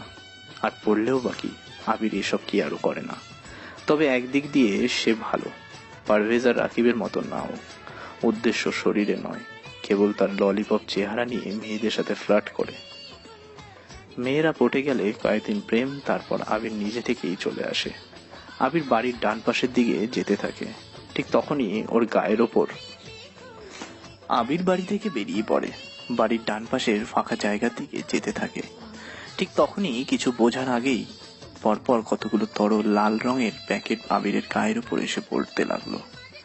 আবির ঘুরে তাকিয়ে দেখে মিম সহ আরো 3টে মেয়ে রং ছুড়ে মারছে আবিরের দিকে। আবির কিছু বলতে যাবে তার আগেই মেয়েগুলো দৌড়ে চলে যায় সেই ছোট্ট পুকুরের দিকে। আবির দৌড়তে থাকে মেয়েদের পেছনে। মেয়েগুলো এক এক করে যেদিকে সুযোগ পেয়েছে সেদিকে দৌড়ে চলে যায়। কেবল মিম এমন জায়গায় গিয়ে আটকে যায়, না পারে সামনে যেতে, আবার না পারছে ডানে কিংবা বাম পাশে যেতে। আর সামনে তো আবির দাঁড়িয়েই আছে। মিম হাঁপাতে হাঁপাতে বলল, আসলে আপনি তো বেয়াই হন, তাই আমরা একটু মজা করছি। গুড, এবার আমিও মজা করব, আপনি সহ্য করবেন। এটা অন্যায়, আমি একা অবলা একটা মেয়ে। লিডার আপনি, ধরতে হলে আপনাকেই ধরবো। আমি কিছুই করিনি, দেখুন কাছে আসবেন না। বারণ করছেন? এবার তো আরো বেশি করে আসবো কাছে। তাহলে বারণ করব না। বারণ না করলে তো বেশি বেশি করে আসবো। আবির এগিয়ে যায় মিমের দিকে। মিম পাছেদের সাথে হেলান দিয়ে দাঁড়িয়েছে। ভয়ার্ত দৃষ্টিতে আবিরের দিকে তাকিয়ে আছে মিম। আবির মুখে শয়তানি মার্কা হাসি দিয়ে এগিয়ে যায়। মিমের খুব কাছে গিয়ে দাঁড়ায় আবির। মিম ভয়ে চোখ বন্ধ করে নিয়েছে। ইভা এসে পিছনে দাঁড়ায়। ইভা জোরে কিছু বলতে যাবে তার আগেই আবির ইভার হাত ধরে নিল। ইভাকে জোরে টান দিয়ে মিমের ওপরে ফেলে দেয়। ইভা টাল সামলাতে না পেরে মিমকে জড়িয়ে ধরে, কিন্তু মিম তখনও চোখ বন্ধ করেছিল। সে ভেবেছে আবির তাকে জড়িয়ে ধরেছে। কিছুক্ষণ আগে যে ছেলেকে মিম কতই না ভালো আর ইনোসেন্ট ভেবেছে, সেই ছেলে এভাবে জড়িয়ে ধরবে মিম কখনো কল্পনাও করেনি। মিম জোরে চিৎকার করে উঠল, মনে মনে বলল, চোখ খুলেই সবার সামনেই কষে কয়েকটা চড় বসিয়ে দেবো আবিরকে। কিন্তু জোরে মিউজিক বাজার কারণে কেউ এগিয়ে আসেনি। মিম ভয়ে ভয়ে চোখ খুলল। সামনে কেউ নেই। মিম দেয়ালের সাথে চিপকে আছে, আর মিমকে ইভা শক্ত করে ধরে আছে। মিম তাড়াতাড়ি বলে, তুই এখানে? ছাড় বলছি। আমি মানে? কেন, কাকে কল্পনা করছিলি? ওই হিরো মার্কা ছেলে, ব্যাটের জন্যই তোকে জড়িয়ে ধরতে হয়েছে। তার মানে সে আমাকে টাচও করেনি? না, আমাকে ধরে তোর দিকে ফেলে দেয়, পড়ে যাওয়ার ভয়ে তোকে জড়িয়ে ধরেছি। সর সামনে থেকে। ছেলেটা কই? কি জানি, এখানেই তো ছিল, চলে গেছে মনে হয়। মিম অবাক হলো। ছেলেটাকে ভেবেছিল বেয়াদব। মেয়েদের চিন্তাধারাগুলো উদ্ভট হয়ে থাকে। প্রেম হওয়ার আগে এইরকম আচরণ, চিন্তা ভাবনা প্রকাশ করে। রিলেশনের পর আরেক রকম আচরণ করে। রিলেশন হওয়ার আগে যদি মেয়ে ফোন দেয়, ছেলেটা যদি রিসিভ না করে, পরে যখন কথা হয় মেয়েটা ছেলেটাকে বলবে, কি ব্যাপার, ফোন রিসিভ করনি যে, বিজি ছিলে? এরপর যখন রিলেশন হয়ে যায়, মেয়েটা কয়েকবার ফোন দিলে যদি ছেলেটা ফোন না রিসিভ করে, পরে কথা হলে মেয়েটা বলবে, কি ব্যাপার, আমার ফোন রিসিভ করতে কষ্ট হয় নাকি? এতটা ইগনোর করা শিখে গেছো? খুব কি জ্বালাই আমি? আমার ফোন হলে কি তুমি বিরক্ত হও? সেটা বলতেই পারো যে আমাকে আর ভালো লাগে না। অন্য মেয়ে কল দিলে তা তো ঠিকই রিসিভ করো। এই হলো মেয়েদের ভাবনা চিন্তা। যেমনটা মিম ভাবছিল আবির বেয়াদব, কিন্তু চোখ খুলে তাকিয়ে দেখে আবির নেই সেখানে। তখনই আবার ভাবনা পাল্টে গেল। মিম সেখান থেকে চলে আসার আগে ইভাকে বলল, ছেলেটার নাম কি রে? জানি না, তোর মনে হয় আমি ছেলেদের নাম জিজ্ঞাসা করে বেড়াবো? না, এমনি। আচ্ছা, বাদ দে। মিম চলে যায়। আবির আড়ালে দাঁড়িয়ে মিম আর ইভাকে দেখছিল আর মনে মনে হাসছিল। আবির ক্যামেরা নিয়ে বাড়ির আশেপাশে হাঁটতে থাকে। তেমন কোন সুন্দর কিছু চোখে পড়ছে না আবিরের। পাইচারি করতে করতে শুনতে পেল, আবির, তোমার এই হলুদ বালি মেয়েটার সাথে এত কিসের কথা? ছবি তোলার সময় দেখলাম তোমার সাথে এসে কথা বলছে। আচ্ছা, সমস্যাটা কি তোমার আবির? যেখানে যাও মেয়ে দেখলে তার সাথে ফ্লার্ট করতে হবে? তিশা, তুমি এখানে কি করছো? কেন, এখানে কি আর কোনো মেয়ে আসার কথা আছে? তাহলে চলে যাচ্ছি। আরে দাঁড়াও। আবির তিশার হাত ধরল। চৈতি বাড়ি থেকে বের হয়েছে। সেও এই জায়গার দিকে এগিয়ে আসছিল। আবিরকে তিশার হাত ধরতে দেখে থেমে যায়। ফোন বের করে কয়েকটা ছবি তুলে নিল চৈতি। তারপর সেখান থেকে চলে যায়। তিশা বলে, হাত ছাড়ো আমার, তোমাকে সহ্য হচ্ছে না আমার একদম। কিন্তু কেন? আমি কি করেছি? মেয়েরা আমার সাথে কথা বললে আমার কি দোষ? তিশা হাত ছাড়িয়ে নিয়ে আবিরের দিকে তাকালো। আবির তিশার দিকে তাকিয়ে অবাকই হয়। তিশার চোখে মুখে সে অন্যরকম কিছু দেখতে পাচ্ছে, যার একটাই মানে পূর্ণতা। সেই পূর্ণতার এক প্রান্তে আবির দাঁড়িয়ে আবিরকে সে কাছে পেতে চাইছে, নিজের করে নিতে চাইছে। আবির বলল, কি হয়েছে তোমার? এমন করে হঠাৎ কথা বলছো? তোমার কাছে ভুল না করেও চর খাই, অপমান হই, এখন কি হলো? তুমি কোনো মেয়ের সাথে কথা বলবে না। কিন্তু কেন? আমি কথা বললে বা না বললে তোমার কি?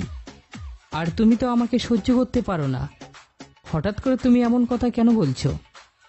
জানি না, বাট তুমি মেয়েদের থেকে দূরে থাকবে, না হলে খুন করে ফেলবো, বলে দিলাম। তিশা কথাটা বলে আবিরের সামনে থেকে চলে গেল। আবির মাথা চুলকোতে চুলকোতে তিশার চলে যাওয়ার দিকে তাকিয়ে আছে।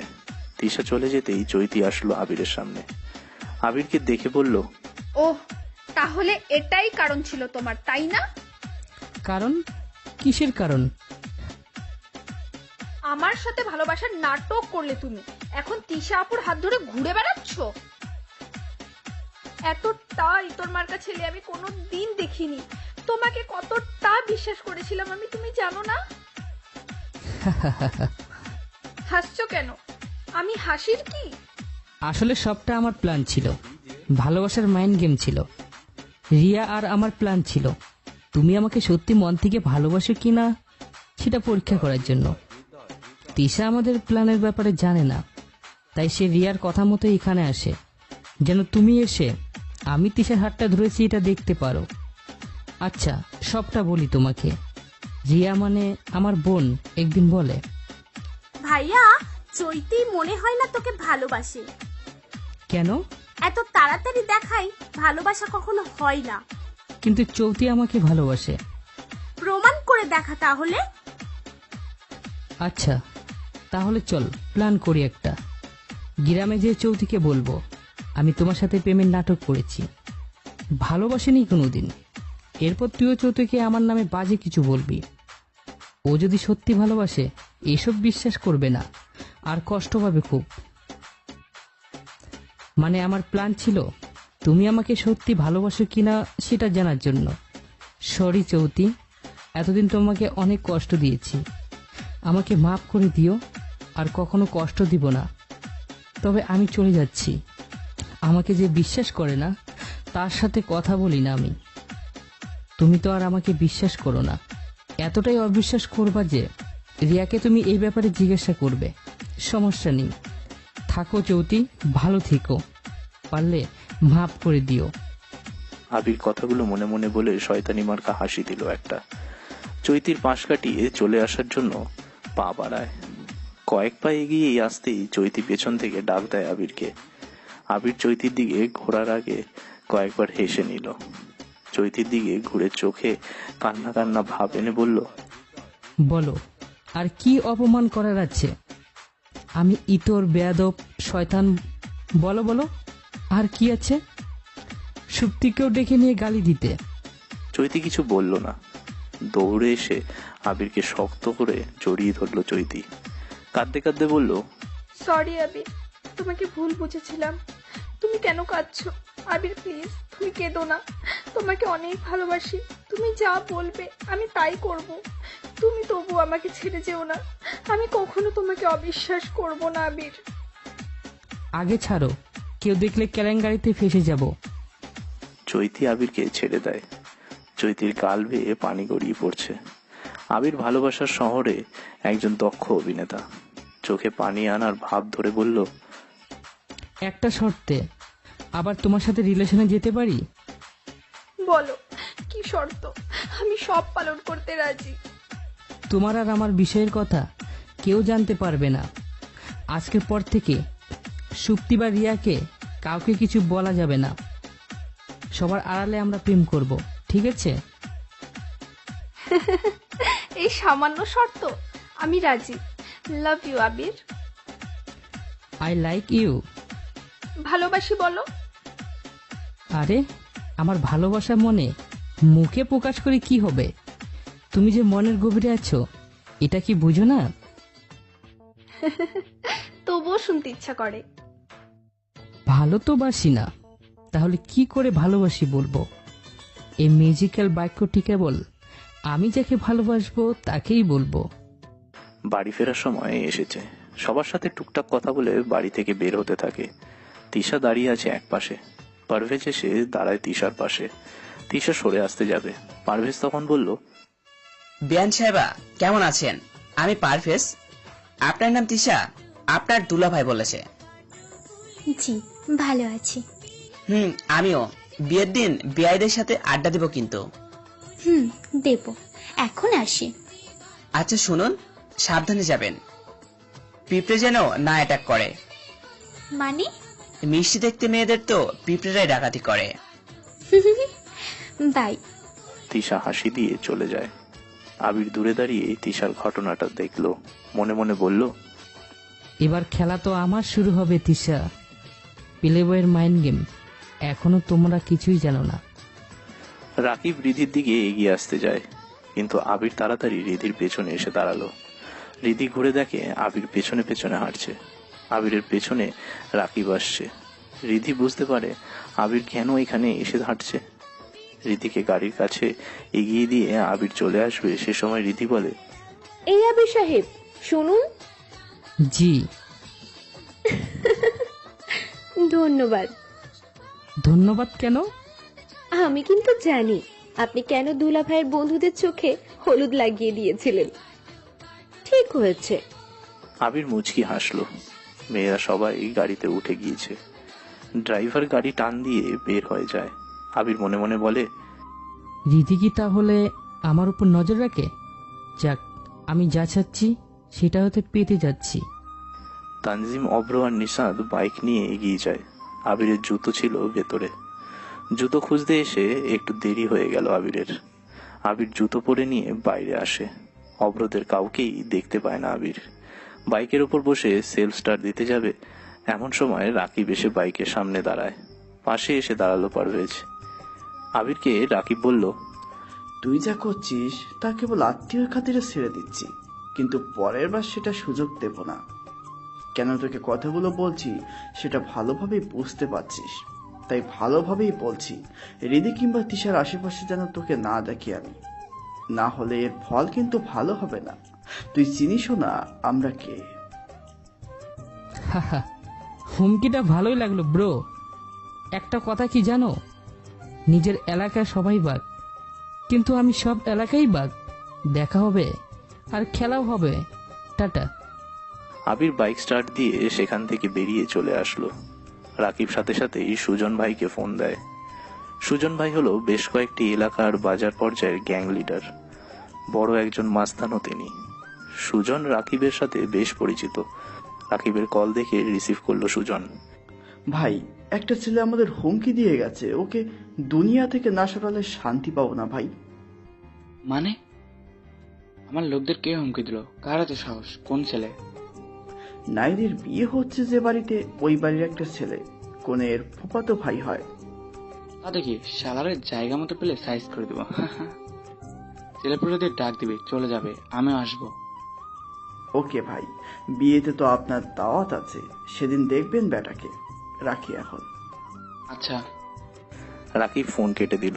আবিরের উপর রেগে আছে দুজন, কিন্তু আবিরের এসবে কিছুই আর যায় আসে না। এদিকে মিম ব্যালকানিতে দাঁড়িয়ে আবিরকে নিয়ে ভাবছে, কে ছেলেটা? নাম তো জানি না, কোনের কি হয় সেটাও তো খোঁজ নেওয়া হয়নি।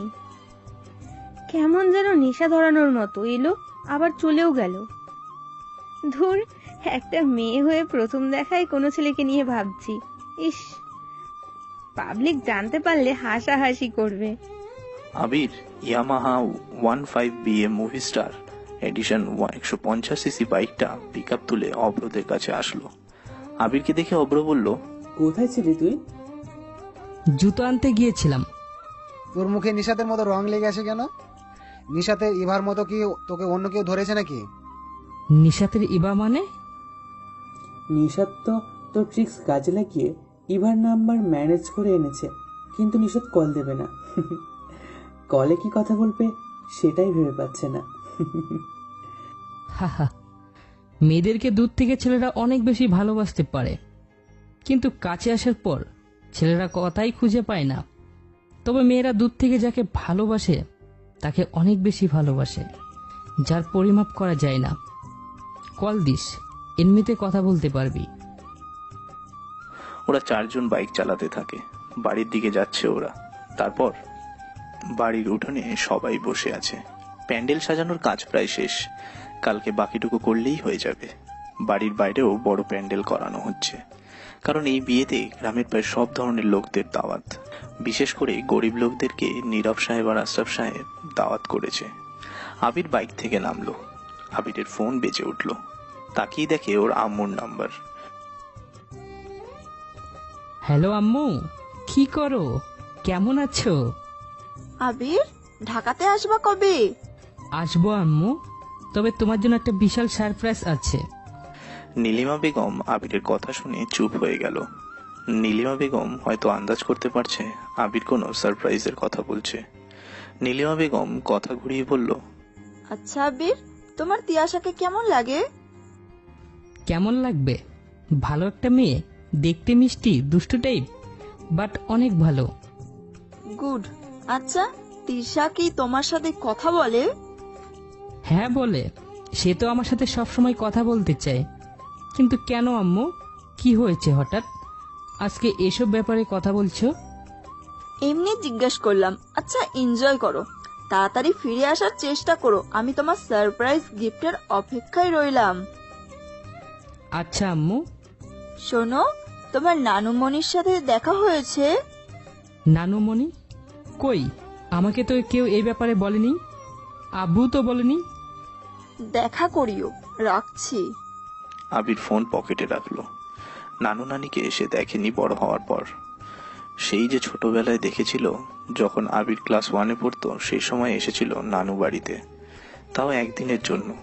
পরের দিন নীলিমা বেগম আবিরকে নিয়ে চলে যায়। নানু আবিরকে জড়িয়ে ধরে কত গল্প করেছিল। নানিও ছিল সাথে, কিন্তু নানু মারা গিয়েছিল, আব্বু জানিয়েছিল। নানি বেঁচে আছে, কিন্তু ওনার সাথে দেখা হয়নি আবিরের। আবির বাইক থেকে নামে। সুপ্তি এসে সামনে দাঁড়ায়। নানুমণির কথা জানতেই যাবে, তার আগে সুপ্তি বলল, ভাইয়া কেন এমন করছেন? চৈতি অনেক কষ্ট পাচ্ছে। আপনাকে সে ভালোবাসে, আর আপনি তার সাথে এত বেশি অভিনয় করলেন কিভাবে? কারো মন নিয়ে ভালোবাসার অভিনয় করতে নেই, কেন এমন করলেন? আসলে দোষটা আমার। প্রথম দিন তোমাকে ভালো লেগেছিল, তোমার দিকে তাকিয়েছিলাম, আর কোথা থেকে যে চৌতি চলে এলো বুঝলাম না। আমার প্রথম দিন সবটা বলা উচিত ছিল। ভেবেছিলাম চৌতির সাথে কথা বলে তোমার ব্যাপারে খোঁজ নিব, কিন্তু কিভাবে যে কি হয়ে গেল। চৌতিকে তো কখনো পছন্দই করি না আমি। যাকে চেয়েছিলাম তাকেই পেলাম না। তুমি বলো, অন্য কাউকে ভালো লাগবেই? যদি আমাকে দোষী মনে হয়, আমাকে শাস্তি দাও। এখন এমন পরিস্থিতিতে পড়েছি, না পারছি চৌতিকে তোমার কথা বলতে, আর না পারছি ওর সাথে কথা বলতে।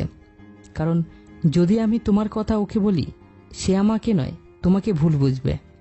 আমি চাই না তোমাদের মধ্যে বেন্ডিংটা নষ্ট হোক। এই জন্য তোমার আর চৌতির দেওয়া সব অপমান সহ্য করেছি। যখন চলে যাব তখন সব ঠিক হয়ে যাবে। আমি না আর পারছি না।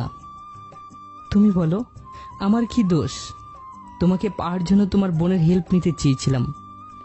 সে আমাকে ভালোবেসে ফেলেছে, কিন্তু আমি তো তাকে চাই না, তোমাকে চাই।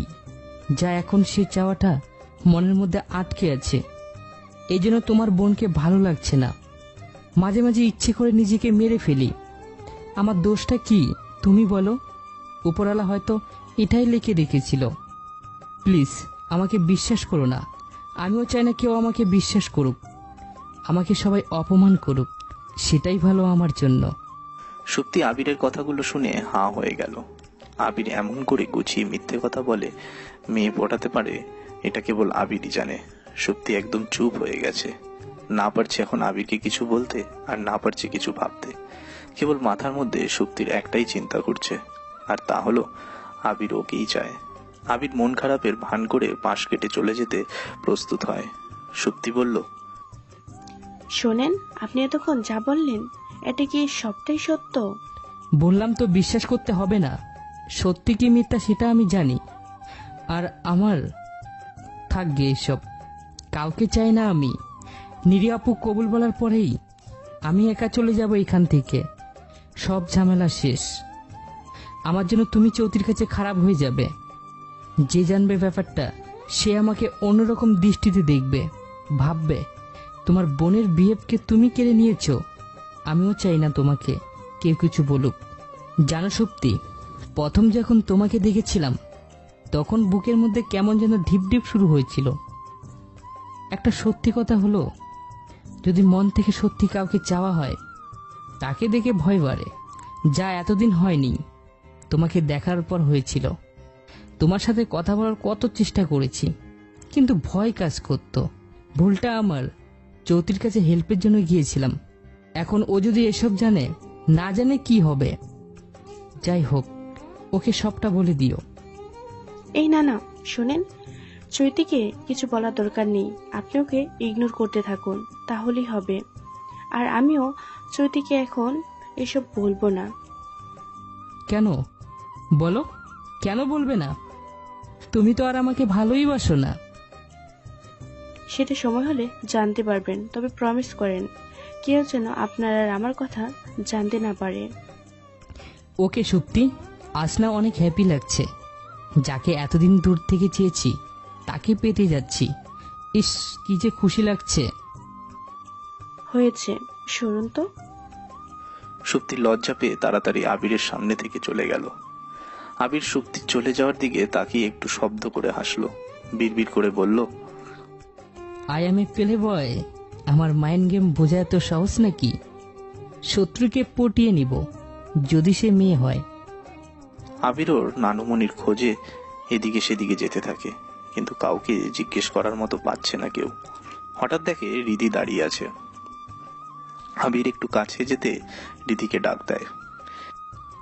রিধি, কিছু বলবেন? হ্যাঁ, আমার নানুমণি কোথায় থাকে জানেন? ওনার সাথে দেখা করব। ওকে, চলুন। রিধির সাথে আবির যেতে থাকে। 3 তলার ফ্ল্যাটে এসে থামলো রিধি। আবির বলল, উনি কি এখানেই থাকে? না, 4 তলায় থাকে। তবে আমি আর যেতে পারবো না, অনেক কষ্ট হচ্ছে। আর সিঁড়ি ডিঙিয়ে যেতে পারবো না আমি। আচ্ছা, আমার হাতটা ধরুন। হাঁটতে পারবো না আমি, আপনি যান, আমি এখানেই আছি। আবির রিধিকে অবাক করে দিয়ে পাজা কোলা করে কোলে তুলে নিল। রিধি কিছু বলতে গিয়েও যেন পারল না। রিধির উপায় না পেয়ে আবিরের গলা জড়িয়ে ধরে। রিধির দিকে তাকায় আবির, রিধিও আবিরের দিকে তাকিয়ে আছে। দুজন মানুষ দুজনকে দেখছে। রিধি হেলে তাকায়, ওর লম্বা চুলগুলো সিঁড়ির সাথে ঝাড়ি দিতে থাকে। তিশার থেকে ওর লম্বা চুল রিধির, কিন্তু এই প্রথম আবির দেখছে লম্বা চুলের অসম্ভব মায়াবতী রিধিকে। দুজনেই জানে না কিসের একটা আকর্ষণে অহেতুক দুজনের কাছে আশা হয়ে যাচ্ছে। দুজনের মন একে অপরের স্পর্শ, সঙ্গ, কথা বলা সবটাই যেন বারবার পেতে চাইছে। মনের মধ্যে কত শত অচেনা অজানা ভাবনার আবির্ভাব ঘটছে দুজনার, যা প্রকাশ করতে ইচ্ছে হচ্ছে না কারোর, কিন্তু দুজন দুজনকে নিয়ে ঠিক ভেবে যাচ্ছে। এ যেন নাগিন 5 সিরিয়াল নাটকের মতো। অধীর আর বাণীর মতো আকর্ষণ হচ্ছে আবির আর রিধির। অধীর যেমন অনুভব করত বাণীর ওপর পূর্ব জন্মের অচেনা আকর্ষণ, তেমনি আবিরও ঠিক এমন আকর্ষণ অনুভব করে রিধির প্রতি। রিধির দিকে তাকিয়ে আবির এক পা করে ওপরের ফ্লোরে উঠতে থাকে। দুজনেই নিঃসুপ, রোমান্টিক একটি পরিবেশ, যেন দুজনেই অনুভব করছে দুজনের মনে রোমান্টিক গান বেজে চলছে। আবির সাহেব, চলে এসেছি, 4 তলার ফ্লোর, আমাকে নামিয়ে দিন। আবির যেন ঘোর থেকে বের হলো। সে রিধিকে নামিয়ে চারপাশ দেখতে থাকে। এতক্ষণ সে চারপাশ না তাকিয়ে কেবলমাত্র রিধির দিকে তাকিয়ে সিঁড়ি ডিঙিয়ে ওপরে এসেছে। আবির একবার সিঁড়ির দিকে তাকায় আর একবার রিধির দিকে তাকায়। রিধি বলল, কি মিস্টার, কি ভাবছেন? এতক্ষণ সিঁড়ির দিকে না তাকিয়ে কিভাবে হেঁটে এলেন? না, মানে নানুমণি কোথায় থাকে? চলেন, সব শেষের রুমটাতে উনি। আবির তাড়াতাড়ি রুমটার দিকে এগিয়ে যায়। রুমের দরজা আধা খোলা হয়ে আছে। আবির গিয়ে দরজা ঠেলে ভেতরে ঢুকলো। একজন বৃদ্ধা মহিলা বিছনায় শুয়ে আছে। গায়ের চামড়াটা ঝুলে গেছে। খুনখুনে দেহ, চোখে কালো চশমা, যেমনটা অন্ধরা পড়ে থাকে। বিছনার পাশে একটা লাঠি। মাঝে মাঝে তিনি বিছনা থেকে ওঠেন। আবির গিয়ে ওনার বিছনার পাশে দাঁড়ায়। আবিরের নানি জোরে একটা নিঃশ্বাস নিলেন। বিছনা থেকে উঠে বসলেন তিনি। নিঃশ্বাস টানতে টানতে বললেন, কে এসেছে? গায়ের গন্ধ নেই মনে হচ্ছে, সে খুব কাছের একজন। কে এসেছে? আবির ও নানুমণিকে গিয়ে জড়িয়ে ধরল। ওর নানুমণি আবিরের মুখে হাত দিয়ে স্পর্শ করতে থাকে। আবিরের চোখে পানি অনুভব করতে পারে নানুমণি। গালে ওনার ঠিক মতো দাঁতও নেই। নানুমণি বলে, কে কে তুমি? নানি, আমি আবির। আবির? আমার বড় মেয়ের ছেলে আবির? নানি, আমি তোমার বড় মেয়ের ছেলে আবির। কেমন আছিস রে ভাই? নানুমণি এবার আবিরকেই জড়িয়ে ধরল। আবির কাঁদছে, নানুমণিও কাঁদছেন। আবির রুমের চারপাশে তাকালো। মামা নানিমণিকে বেশ ভালো মতোই রেখেছে। নানুমণি বলল, ভাই তুই এসেছিস? কখন ভাবিনি তোরা আসবি। নীলি কোথায়? সে যে তোকে নিয়ে একবার এসেছিল, রাগ করে অভিমান করে চলে গেছিল, আর ফেরেনি। তোর মায়ের কষ্টে তোর নানুটা চলে গেল। কষ্টে কাঁদতে কাঁদতে আমার চোখ দুটো নষ্ট হয়ে গেছে। কত আশা ছিল তোরা আসবি, তোদেরকে দেখবো, কিন্তু দেখ তোরা আসলি, অথচ আমি তোদের দেখতে পাচ্ছি না। নানুমণি, তোমার মেয়ে আসেনি, আমি, তোমার নাতনি আর তোমার জামাই এসেছি। জানতাম সে আসবে না। ছোট থেকে তার জেদ যে বিশাল ছিল। কেমন আছে মেয়েটা? ভালো আছে, চিন্তা করো না। তোমাকে কথা দিচ্ছি, আমি তোমার মেয়েকে ফিরিয়ে আনবো। ঠিক আছে ভাই, রোজ এসে একটু কথা বলে যাস। একা পড়ে থাকি, কই থাকে জানি না। তবে তুই আসিস, গল্প করে সময়টা কাটবে। আচ্ছা, তুমি রেস্ট নাও। আবির রুম থেকে বের হয়। রিধি আবিরকে যত দেখছে তত অবাক হচ্ছে। মনের অজান্তেই যেন ওদের মধ্যে এক বিশাল সখ্যতা গড়ে উঠছে। কেউ তো বুঝতেই পারছে না। আবির প্লে বয় হলেও এ অবধি সে কাউকে মন থেকে ভালোবাসেনি। সবসময় মেয়েদের সাথে ফ্লার্ট করে এসেছে, কিন্তু রিধির বেলাতে সে অন্য কিছু ফিল করছে। আবার কি কোলে তুলে নিব? না না, আমি এবার হাঁটতে পারবো। ওকে, আসুন। আমার হাত ধরবেন প্লিজ? রিধির দিকে তাকায় আবির। রিধি সিঁড়ির সামনে এসে হাত বাড়িয়ে দিয়েছে আবিরের দিকে। আবির রিধির চোখের দিকে চেয়ে আছে। রিধি আবিরের দিকে হাত বাড়ালো। আবির রিধির হাত ধরে সিঁড়ি দিয়ে নিচে নামতে থাকে। আবির জিজ্ঞাসা করে, আচ্ছা, আপনার কেমন ছেলে পছন্দ? মানে কেমন ছেলে মানেটা কি? না মানে বেদব, বান্দর, না শয়তান, না ফাজিল, এরকম ছেলে পছন্দ? মোটেই না। ও কেন, কি হলো? না মানে ভাবলাম আমি একটু চান্স নিব আপনার সাথে লাইন মারার, কিন্তু আপনার তো ওইরকম ছেলে পছন্দই না। আসলে আমি তো বান্দর, ফাজিল, বেয়াদব ছেলে, তো তাই। এই প্রথম কোনো মেয়ের সামনে একটা ছেলেকে নিজেকে বেয়াদব বলে পরিচয় দিতে দেখছি। ইন্টারেস্টিং। আবির তো একটাই, তাই সে সবার মতো করে চলে না, নিজের স্টাইলে চলে, বুঝলেন? বুঝলাম, বাট ফ্ল্যাটটা জমলো না। ইউনিক হলেও রোমান্টিক নেই। ফ্ল্যাট করব কেন? নিজের মানুষের সাথে কি ফ্ল্যাট করে? নিজের মানুষ? রিধির প্রশ্নের কোনো উত্তর দেয় না আবির। রহস্যময় এক হাসি দিয়ে আবির রিধির হাত ছেড়ে চলে যায়। রিধি সিঁড়ির ওপর দাঁড়িয়ে আবিরের দিকে বোকার মতো তাকিয়ে আছে। আবির ওর মামা নীরব সাহেবের কাছে আসলেন। মামা কাজে তখন ব্যস্ত ছিল। আবিরকে দেখে বলল, কি ব্যাপার, এখনো ফ্রেশ হসনি? গায়ে হলুদের পাঞ্জাবি পরে আসিস। মামা, একটা প্রশ্ন ছিল। বল। কি হয়েছিল আমার মায়ের সাথে তোমাদের? তিনি কেন গ্রামে আসে না? নীরব সাহেব কাজ থামিয়ে দিলেন। আশরাফ সাহেবের দিকে তাকালেন তিনি। আশরাফ সাহেব চুপচাপ দাঁড়িয়ে আছেন। নীরব সাহেব বলল, এখানে আসতে তো কারো বাধা নেই, কিন্তু যে আসে না তাকে জিজ্ঞেস করিস সে কেন আসে না, এটাও আমি জানতে চাই। আমি আমার মাকে গ্রামে আনবই, সবার সামনে তাকে প্রশ্নটা করব। নিয়ে আয় তাহলে। আবির ওর মামার থেকে চলে আসে। পুরো বাড়িতে বিয়ের সাজসজ্জা। আবির রুমের দিকে যেতে থাকে। চৈতি তাকায় আবিরের দিকে, সুপ্তিও তাকায় আবিরের দিকে। আবির মুচকি হাসে। চারপাশে কেবল মেয়েদের আনাগোনা, সবগুলোই যেন আবিরের বাগানে ফোটা ফুল। আবির ইচ্ছে মতো সবাইকে নিজের মতো করে পরিচালনা করতে পারবে। আবির নিজের রুমের দিকে যাচ্ছে, তিশা নিচের দিকে নামতে থাকে। বাড়ির মধ্যে তেমন কোনো লোক নেই, সবাই বাইরে কাজে ব্যস্ত। তিশা নিচে নামতেই যাবে, আবির তিশার হাত শক্ত করে ধরল। তিশার লম্বা চুলগুলো মুখের উপর এসে পড়ছে।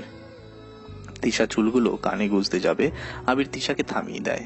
আবির নিজেই তিশার চুলগুলো কানে গুঁজে দিল। আবির বলল, তখন এত শাসন কেন করেছিলে?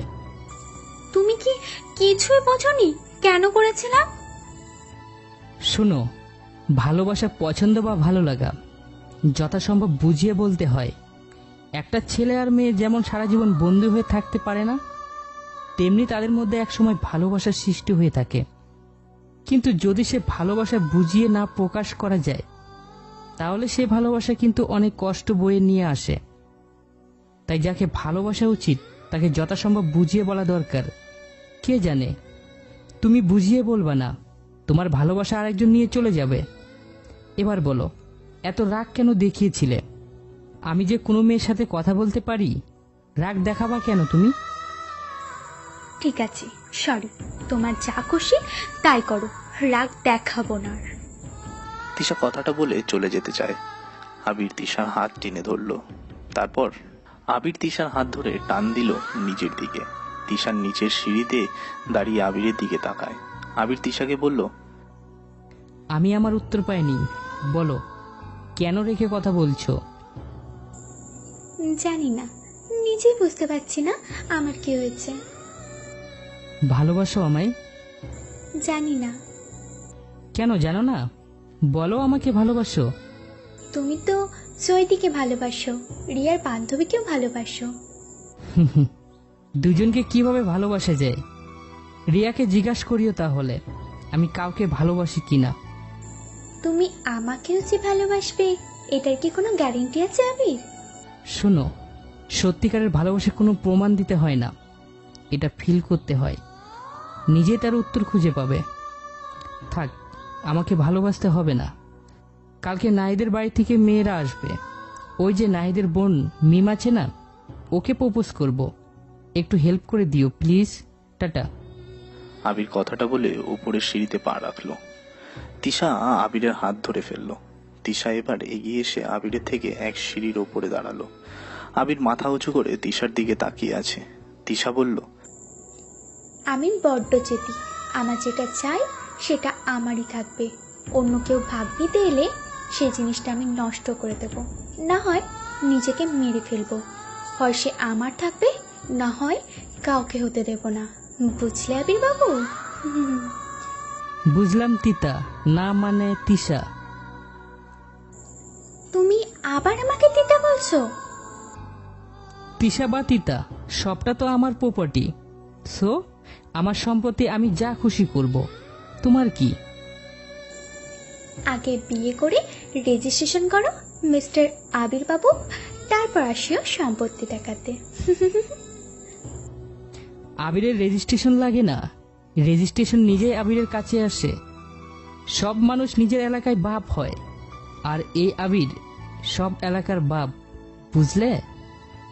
হয়েছে, যাও তো। তিশা চলে গেল।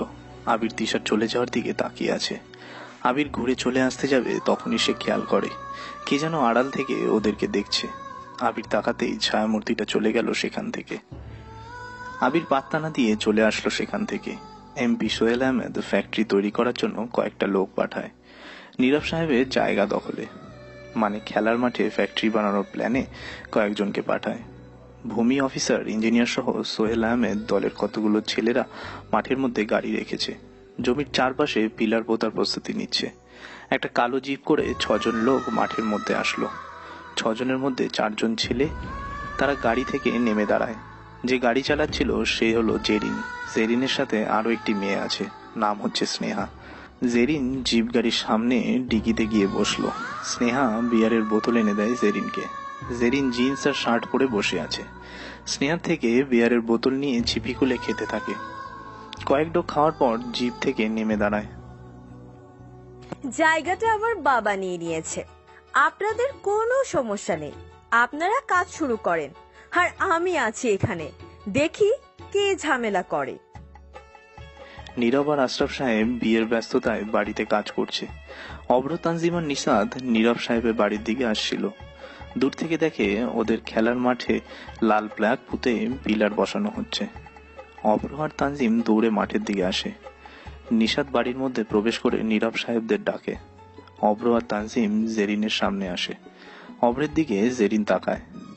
ছেলেরা অভ্রকে ধরতে যাবে, জেরিন হাত উঠিয়ে থামিয়ে দেয়। অভ্র বলল, এইসব কি হচ্ছে জেরিন? কি করছো তুমি? এটা আমাদের খেলার মাঠ, আর এটা নীরব আঙ্কেলের নিজের জায়গা। তিনি খেলার জন্য আমাদেরকে দিয়েছে। এসব কিছু সরিয়ে বাড়িতে ফিরে যাও। জেরিন বিয়ারের বোতল থেকে বিয়ার মুখে ঢেলে নিল, এরপর কুলি করে অভ্রের মুখের উপর ফেলল। তানজিম এগিয়ে আসতে যাবে, কয়েকটা ছেলে তখনই তানজিমকে গিয়ে ঘিরে ফেলল। শরীফ এসে তানজিমের মুখে একটা ঘুষি দিয়ে বলল, এই মাঠেই তোদেরকে কব্বর দিব, বুঝলি? চুপচাপ চলে যা। কেন যাব? আমাদের মাঠ, আমরা অন্যায়ভাবে দখল নিতে দেব না। আরো দুটো ছেলে এসে অভ্রকে চেপে ধরল। জেরিন হকি স্টিক নিয়ে এসে অভ্রের পায়ে জোরে একটা বাড়ি দেয়। অভ্র মাটিতে পড়ে যায়। তানজিমকেও ফেলে দেওয়া হয়। নীরব আর আশরাফ সাহেব দৌড়ে আসে খেলার মাঠে।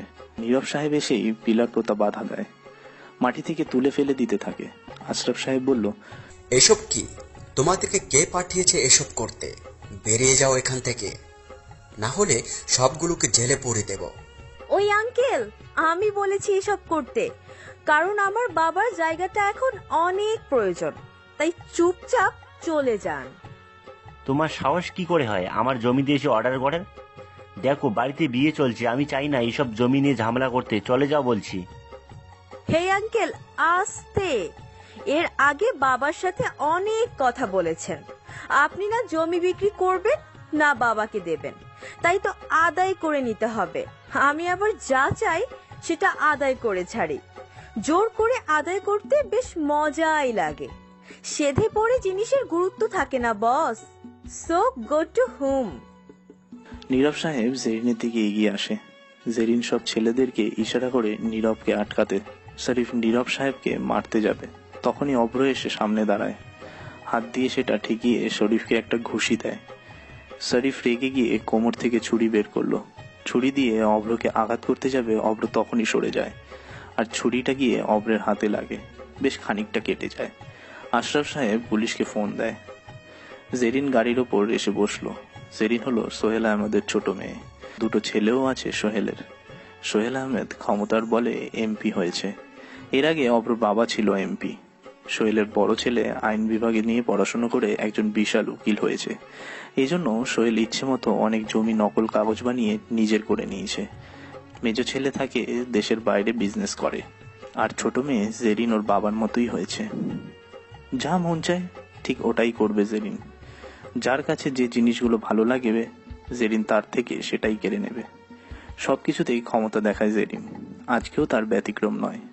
জেরিনের এমন বাজে ব্যবহারের জন্য অনেকেই অপছন্দ করে তাকে। এলাকার প্রায় সব লোক মাঠে এসে জড়ো হয়েছে। নীরব সাহেবদের বাড়ির সব লোক এসে হাজির। কেউ কোনো কথা বলছে না। রাহুল সাহেব আবিরকে ফোন দেয়, কিন্তু আবির ফোন রেখে ওয়াশরুমে বসে ওর মা নীলিমা বেগমের কথা ভাবছে। কি এমন হয়েছিল যেটা ওকে কেউ বলছে না? আর কেন তার মা এখানে আসে না? একটা অচেনা রহস্য রয়েছে তাতে, যা আবির জানতে চায়। রাহুল সাহেব নিশাদকে ডাক দেয়। নিশাদ কাছে এসে দাঁড়ালো। রাহুল সাহেব বলল, আবির কোথায়? হয় তাকে এখনই ডাকো, না হয় তাকে এখানে আসতে আটকাও। যে কোনো একটা করো, না হলে আবির আসলে এখানে বড় কিছু হবে। তাকে যদি পারো এখনই ডাকো, আর না হলে পরে তাকে কিছু বলার দরকার নেই। সে কোথায় দেখো। আচ্ছা আঙ্কেল, আমি দেখছি। জেরিন আশরাফের দিকে তাকালো, হাসতে হাসতে বলল, চেয়ারম্যান সাহেব, পুলিশ ডেকে কোনো লাভ নেই। থানার পুলিশ আমার দু পকেটে গোজা থাকে। চলে যান আপনারা। এখনো ভদ্রভাবেই বলছি, আমি যদি বেয়াদবি করি তাহলে সেটা হজম করতে পারবেন না। দেখো জেরিন, তুমি অন্যায় করছো। আমরাও চাই না তুমি এসবের মধ্যে থাকো। চুপ! আর একটা কথা বললে সোজা ওপরে পাঠিয়ে দেব। আসুক পুলিশ, ওদেরকে এখন কিছুই বলবি না। পুলিশের সামনে ওদের সবগুলোকে পেটাবো। নিশাত আবিরের রুমের দরজার পাশে এসে দাঁড়ালো। আবির ওয়াশরুম থেকে বেরিয়ে প্যান্ট পরছে। দরজায় জোরে কড়া নাড়ার শব্দ পেল আবির। আবির বলল, কে এভাবে দরজা ধাক্কায় নাকি? আবির বের হ, সব শেষ হয়ে গেল। ও তুই, দাঁড়া আসছি। আবির প্যান্ট পরে নিল। খালি গলায় দরজা খুলে দিল আবির। নিশাত আবিরের সিক্স প্যাক বডির দিকে তাকিয়ে থাকে, কিন্তু সেটা কয়েক সেকেন্ডের জন্য। নিশাত বলা শুরু করে দিল, সেদিন তুই যাদেরকে পিটিয়েছিলি তোর মামার বাড়ির সামনে, শরীফ নাম, মনে আছে তোর? তো কি হয়েছে? পুলিশ আনছে নাকি? না, ওরা খেলার মাঠে পিলার বসাচ্ছে। অব্র আর তোর মামাকে মেরে মাঠেই ফেলে রেখেছে। কি? তুই যা, আমি আসছি। নিশাত দৌড়ে চলে যায়। আবির সাদা রঙের টি শার্ট পরে নিল। ফোন বের করে ডিসির কাছে ফোন দিল আবির। ফোন পকেটে গুজে বাইকের চাবি নিয়ে বের হলো। পুরো বাড়ি একদমই ফাঁকা। আবির নিচে নামলো। বাইকটা উঠোনের এক পাশে রাখা। একদিকে এক গাড়ি পুলিশ এসে হাজির।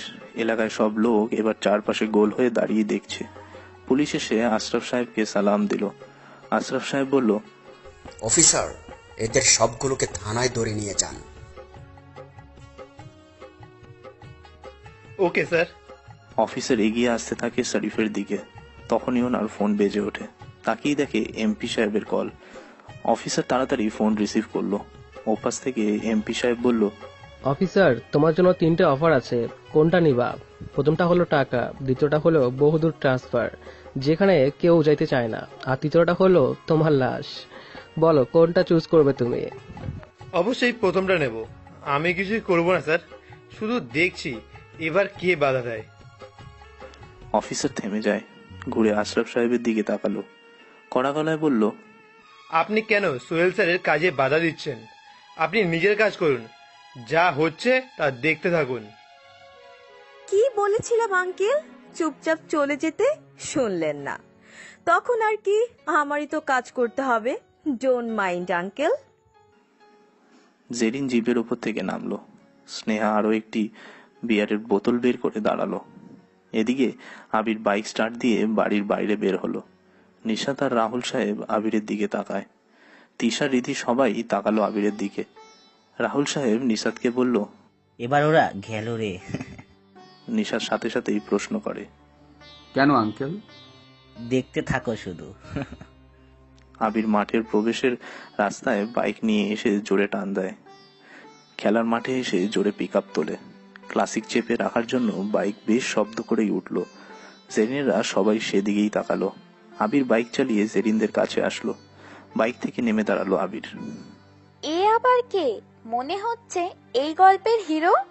আবির এগিয়ে আসে। পুলিশ সহ সবাই আবিরকে দেখছে।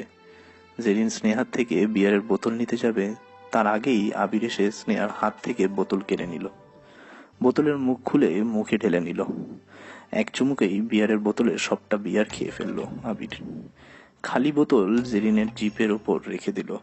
নীরব সাহেবের দিকে তাকালো আবির। কয়েকবার ঘাড় এপাশ ওপাশ করে জিপ গাড়ির ওপর গিয়ে বসলো আবির। ওর মামার দিকে তাকিয়ে বলল, মামা, কে যেন তোমাকে প্রথম আটকেছিল? এই শরীফ আর তানজিম? থুবড়াটা এমন বানিয়ে দিয়েছে কে? ঘুষি মেরেছে কে? শরীফ? অব্র, তোর হাতে আবার কি হলো? ও, ছুরির আঘাত। নেভার মাইন্ড, কে মেরেছে শরীফ ওকে? ওই ছেলে, তুমি না সেই ক্রিকেটার যে চ্যাম্পিয়ন হয়েছিলে? আবির মাঠে নামে রান আপ হওয়ার জন্য নয়, চ্যাম্পিয়ন হয়ে ট্রফি নিয়ে আসে।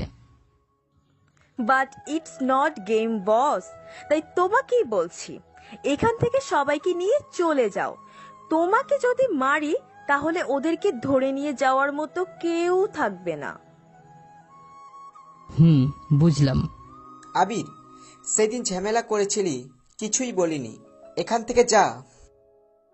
যতদূর জানি জমিটা আমার মামার। নানু যাওয়ার পর মামা পেয়েছে। বাট তোরা কারা? আবির বস, এই যে দলিল। তোমার মামা টাকা নিয়েছিল আমার মামার থেকে, সেই সূত্রে জমি আমাদের। মামা? আবির, সবটা মিথ্যা। আমি টাকা নিয়েছিলাম, তবে জমির জন্য না। আমি নিয়েছিলাম। ব্যাস, যথেষ্ট বলছো। টাকা কেন নিয়েছো সেটা আমার জানার বিষয় না। আমার মামা বলেছে জমির জন্য টাকা নেয়নি। So go to home. না হলে না হলে কি বল সালা, না হলে কি করবি তুই? এলাকার বাপ আমরা, যা বলবো তাই হবে। সবাই নিজের এলাকার জোর দেখায়, বাঘ হয়, কিন্তু আমি তোদের এলাকায় বাঘ। তোদের যে এলাকায় হোক না কেন, আমি যে তোকে মেরে আসবো। দেখি কে আমাকে আটকায়। অনেক হয়েছে আশরাফ আঙ্কেল। মামা, অব্র আর তানজিমকে নিয়ে সরে যান, আমি দেখছি। আবির, কি করবে তো? যা বললাম সেটা করুন। আবির গাড়ি থেকে নামলো। কয়েকটা ছেলে হাতে স্টিক নিয়ে দৌড়ে আসতে যাবে আবিরের দিকে। আবির জিপ গাড়ির দরজার কাছে যায়। বিয়ারের খাঁচি থেকে একটা বোতল বের করে মুখ খুলে যাওয়ার শুরু করে। মুখ উঁচু করে ঠোঁট দিয়ে চেপে রেখে যাওয়া শুরু করলো। একটা ছেলে আবিরের খুব কাছে চলে আসলো। স্টিকটা পজিশন মতো নিয়ে আবিরের দিকে জোরে বাড়ি দিল। তারপর চিকন গোছের একটি ছেলে হকি স্টিক হাতে আবিরের কাছে এসে জোরে মারতে যাবে, এমন সময় আবির সেটা হাত দিয়ে ধরে ফেললো। আবির তখনও মুখ উঁচু করে কাচের বোতলে বিয়ার খাচ্ছে। হাত দিয়ে না ধরে আরো একটি ছেলে আবিরের দিকে এগিয়ে আসতে থাকে।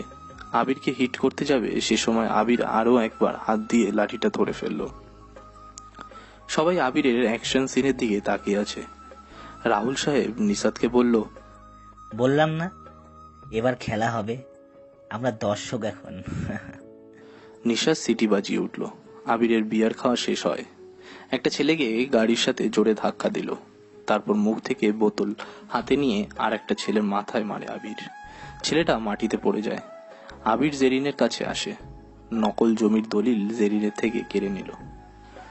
সেটা ভাঁজ করে রুমাল বানিয়ে মুখ মুছতে শুরু করলো আবির। পুলিশ এগিয়ে আসছে দৌড়ে আবিরের দিকে। তখনই সে জেরিনের কোমরে থাকা পিস্তলটি টান দিয়ে নিয়ে ব্যাক এনে ট্রিগার ধরে পুলিশদের দিকে তাক করলো। পুলিশদের সামনে মাটিতে পরপর কয়েকটা গুলি চালালো আবির। পুলিশগুলো ভয়ে আর এগিয়ে আসে না। আবির শরীফের কাছে গিয়ে দাঁড়ালো। সামনে দাঁড়িয়ে শরীফের দিকে তাকিয়ে মুচকি হাসলো আবির। শরীফ গালি দিতে যাবে তার আগেই আবির কানের নিচে জোরে একটা থাবা বসিয়ে দেয়। শরীফ গিয়ে পিলারের সাথে ধাক্কা লেগে আবার ফিরে আসলো, যেন কোনো তামিল মুভির ফাইট সিন স্লো মোশনে চলছে। জেরিন ওর বাবাকে ফোন দেয়। কয়েক মিনিটের মধ্যে কিছু পুলিশ আসলো সেখানে। এসেই আবিরকে চারপাশ থেকে ওয়েপেন নিয়ে আটকে রাখে। নিশাত রাহুল সাহেবকে বলল, আঙ্কেল তাড়াতাড়ি নিয়ে যান, পুলিশেরা তো আবিরকে ধরে নিয়ে যাবে। আরে ধুর, রিল্যাক্স করো তো, পুলিশ ওকে থানায় নিয়ে যাবে এখন। এখান থেকে থানা যদি 20 মিনিটের রাস্তা হয় তাহলে যেতে 20 মিনিট। কিছুক্ষণ আবির পুলিশের সাথে কথা বলবে, সেখানে হয়তো সময় লাগবে 10 মিনিট। তারপর ওরাই গাড়িতে করে নিয়ে আসবে বাসায়, ফিরতে 20 মিনিট। মোট 1 ঘন্টার মধ্যেই আবির বাড়িতে চলে আসবে। সো প্যারা নাই, চিল। নিশাত আবিরের বাবার কথা শুনে বোকা হয়ে গেল। কি সাংঘাতিক পিতারে! ছেলে থানায় যাচ্ছে পুলিশের সাথে, অথচ পিতা হয়ে রাহুল সাহেব কোনো চিন্তাই নেই, যেন ওটা থানা না, আবিরের শ্বশুর বাড়ি। রাহুল সাহেব মাঠের মধ্যে আসলো। আবিরকে এসে একটা পুলিশি হাত করা পড়ালো, সাথে তানজিম আর অভ্রকেও ছাড়েনি। নীরব আর আশরাফ পুলিশকে কিছু বলার জন্য এগিয়ে আসতে যায়, কিন্তু রাহুল সাহেব ওনাদের সামনে এসে থামিয়ে দিল। নীরব সাহেবের দিকে তাকিয়ে রাহুল বলল, ভাই চিন্তা নাই, আপনারা বাড়িতে চলুন, সকাল থেকে কেউ খাননি, খাওয়া দাওয়া করবেন, আবিরকে নিয়ে ভাবতে হবে না। কিন্তু আবিরকে পুলিশ, বললাম তো এসব কিছুই ভাবতে হবে না ওকে নিয়ে। আর তানজিম অভ্রদের কথাও ভাবা লাগবে না, পুলিশেরা ওকে বেশি হসপিটালিটি দেবে। কে জানি। চলুন তো আপনারা। রাহুল সাহেব আর নিশাত ওনাদেরকে নিয়ে চলে যায়। আবির নিশাতকে বাইকের চাবি দিল। জেরিনের লোকেরা সবাই গাড়িতে উঠে বসলো। জেরিন দাঁড়িয়ে আছে, আবিরের দিকে এক দৃষ্টিতে চেয়ে আছে। আবির জেরিনের দিকে তাকিয়ে চোখ মারে, একটা ফ্লাইং কিস ছুড়ে দেয়। জেরিন অবাক হয়ে তাকিয়ে আছে। আবিরের এমন আচরণ জেরিনকেই নয়, অনেকেরই অবাক করে দিয়েছে। কারণ এমন সিচুয়েশনে যে কেউ ভয়ে কান্নাকাটি শুরু করে দেবে, আর আবির সরাসরি জেরিনকে কিস ছুড়ে দেয়। আবিরদেরকে নিয়ে পুলিশ গাড়িতে উঠলো। আবির গাড়িতে ওঠে। জেরিনের দিকে তাকিয়ে বলল, বাই জানু। অব্রের হাত থেকে রক্ত বের হচ্ছে, কিন্তু আবিরের কাণ্ড দেখে সে না হেসে পারল না। হাসতে হাসতে বলল, ভাই থাম, অনেক হয়েছে। পুলিশের সামনে মেয়েটাকে টিজ করিস না। তুই পারিসও বটে রে। দেখো তো জেরিনকে আমার সাথে তোমাদের ভাবি হিসাবে মানায় নাকি। এই জানো, ফিরে এসে তোমাকে নিয়ে সোজা কাজে অফিসে যাব। বসে যে রেডি থাকো। বাই জানো। একটা পুলিশ আবিরকে ধমক দেয়। জেরিন হতবাক দৃষ্টিতে তাকিয়ে আছে। গাড়ি চলতে থাকে। পুলিশদের গাড়িতে ভ্যানে 3 জন অপরাধী যাচ্ছে। মেইন রাস্তায় উঠেই আবির রিধিকে দেখতে পায়, আর অভ্র দেখে অরিকে। অরি অভ্রের দিকে চিন্তাগ্রস্ত দৃষ্টিতে তাকিয়ে আছে, আর রিধি তাকিয়ে আছে আবিরের দিকে ভয়ের দৃষ্টিতে। রিধি ভাবছে, আবির কিছু হবে না তো? কি করব আমরা? সোহেল আহমেদ প্রভাবশালী একজন, পুলিশেরাও তার কথা মতো চলে। এবার অনেক কিছু খারাপ হতে যাচ্ছে। রিধি আবিরদের গাড়ি যত দূরে দেখা যাচ্ছে তত দূর দৃষ্টি মিলে কথাগুলো ভাবছিল। গ্রামের সব লোক যে যার মতো করে বাড়িতে চলে যায়। নীরব সাহেব বাড়ির মধ্যে চেয়ারে এসে বসলেন। পাশে আশরাফ সাহেব আর রাহুল সাহেবও আছে। সবাই রাহুল সাহেবের দিকে তাকিয়ে আছে। রাহুল সাহেব বেশ ভাবসাব নিয়ে বসে আছে, যেন কিছুই হয়নি। আবির শপিং এ গিয়েছে, শপিং শেষ করে ফিরে আসবে। খালু মানে আঙ্কেল, আপনি এমন ভাবে বসে আছেন কেন? আপনার ছেলেকে পুলিশ ধরে নিয়ে গেছে, কাউকে কিছুই করতে দিচ্ছে না। আপনি আরামসে বসে ফেসবুক করছেন, কি ব্যাপার? আরে তোমরাও আসো ফেসবুকে, গ্রুপ খুলে গ্রুপ চ্যাটিং করি। আমি এখনই বড় খালামণিকে ফোন দিচ্ছি, তিনি কিছু করবে। আপনি পাগল হয়ে গেছেন। দাও ফোন, স্পিকার দিবা, সবাই শুনুক সে কি বলছে। ওকে। তিশা আবিরের মা নীলিমা বেগমকে কল দিল। প্রথম রিং বাজার পর রিসিভ করলেন তিনি। তিশা উত্তেজিত হয়ে বলা শুরু করলো, খালামণি, আবির। আবির? কি হয়েছে আবিরের, বলো। আবির আর নেই আমাদের কাছে। কি যাতা বলছো? কি হয়েছে? কই আমার আবির? আবিরকে পুলিশ থানায় ধরে নিয়ে গেছে। হা হা হা, ভালো তো, অপেক্ষা করো, কিছু সময় পর পুলিশ এসে নামিয়ে নিয়ে দিয়ে যাবে। আপনিও এমন বলছেন, আর হাসি পাচ্ছে আপনার। এদিকে সবাই টেনশনে শেষ হয়ে যাচ্ছে, খালি আপনার হাবি বসে বসে ফেসবুক করছে। তোমরা তাহলে ইউটিউবিং করো, আর কি হয়েছে? এ তো চিন্তার কিছু নেই। আবির যেখানে থাকে সেখানে সে ছাড়া বাকি সবাই হ্যাপি থাকবে, কোনো প্রবলেম হবে না। বড় মামাকে এখানকার লোকজন এসে মারছিল, আবির এসে। আমার ভাই ঠিক আছে তো? কেমন আছে ও? কিছু হয়নি তো? নীলিমা বেগমের এতগুলো প্রশ্ন শুনে সবাই অবাক হয়।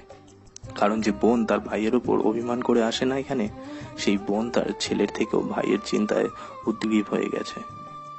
নীরব সাহেব আরো বেশি অবাক হয়েছে, কিন্তু কিছুই বলছে না তিনি। সব ঠিক আছে, শুধু আবির আর তার বন্ধুদের থানায় পুলিশ ধরে নিয়ে গেছে। আচ্ছা, আবিরকে নিয়ে ভাবতে হবে না।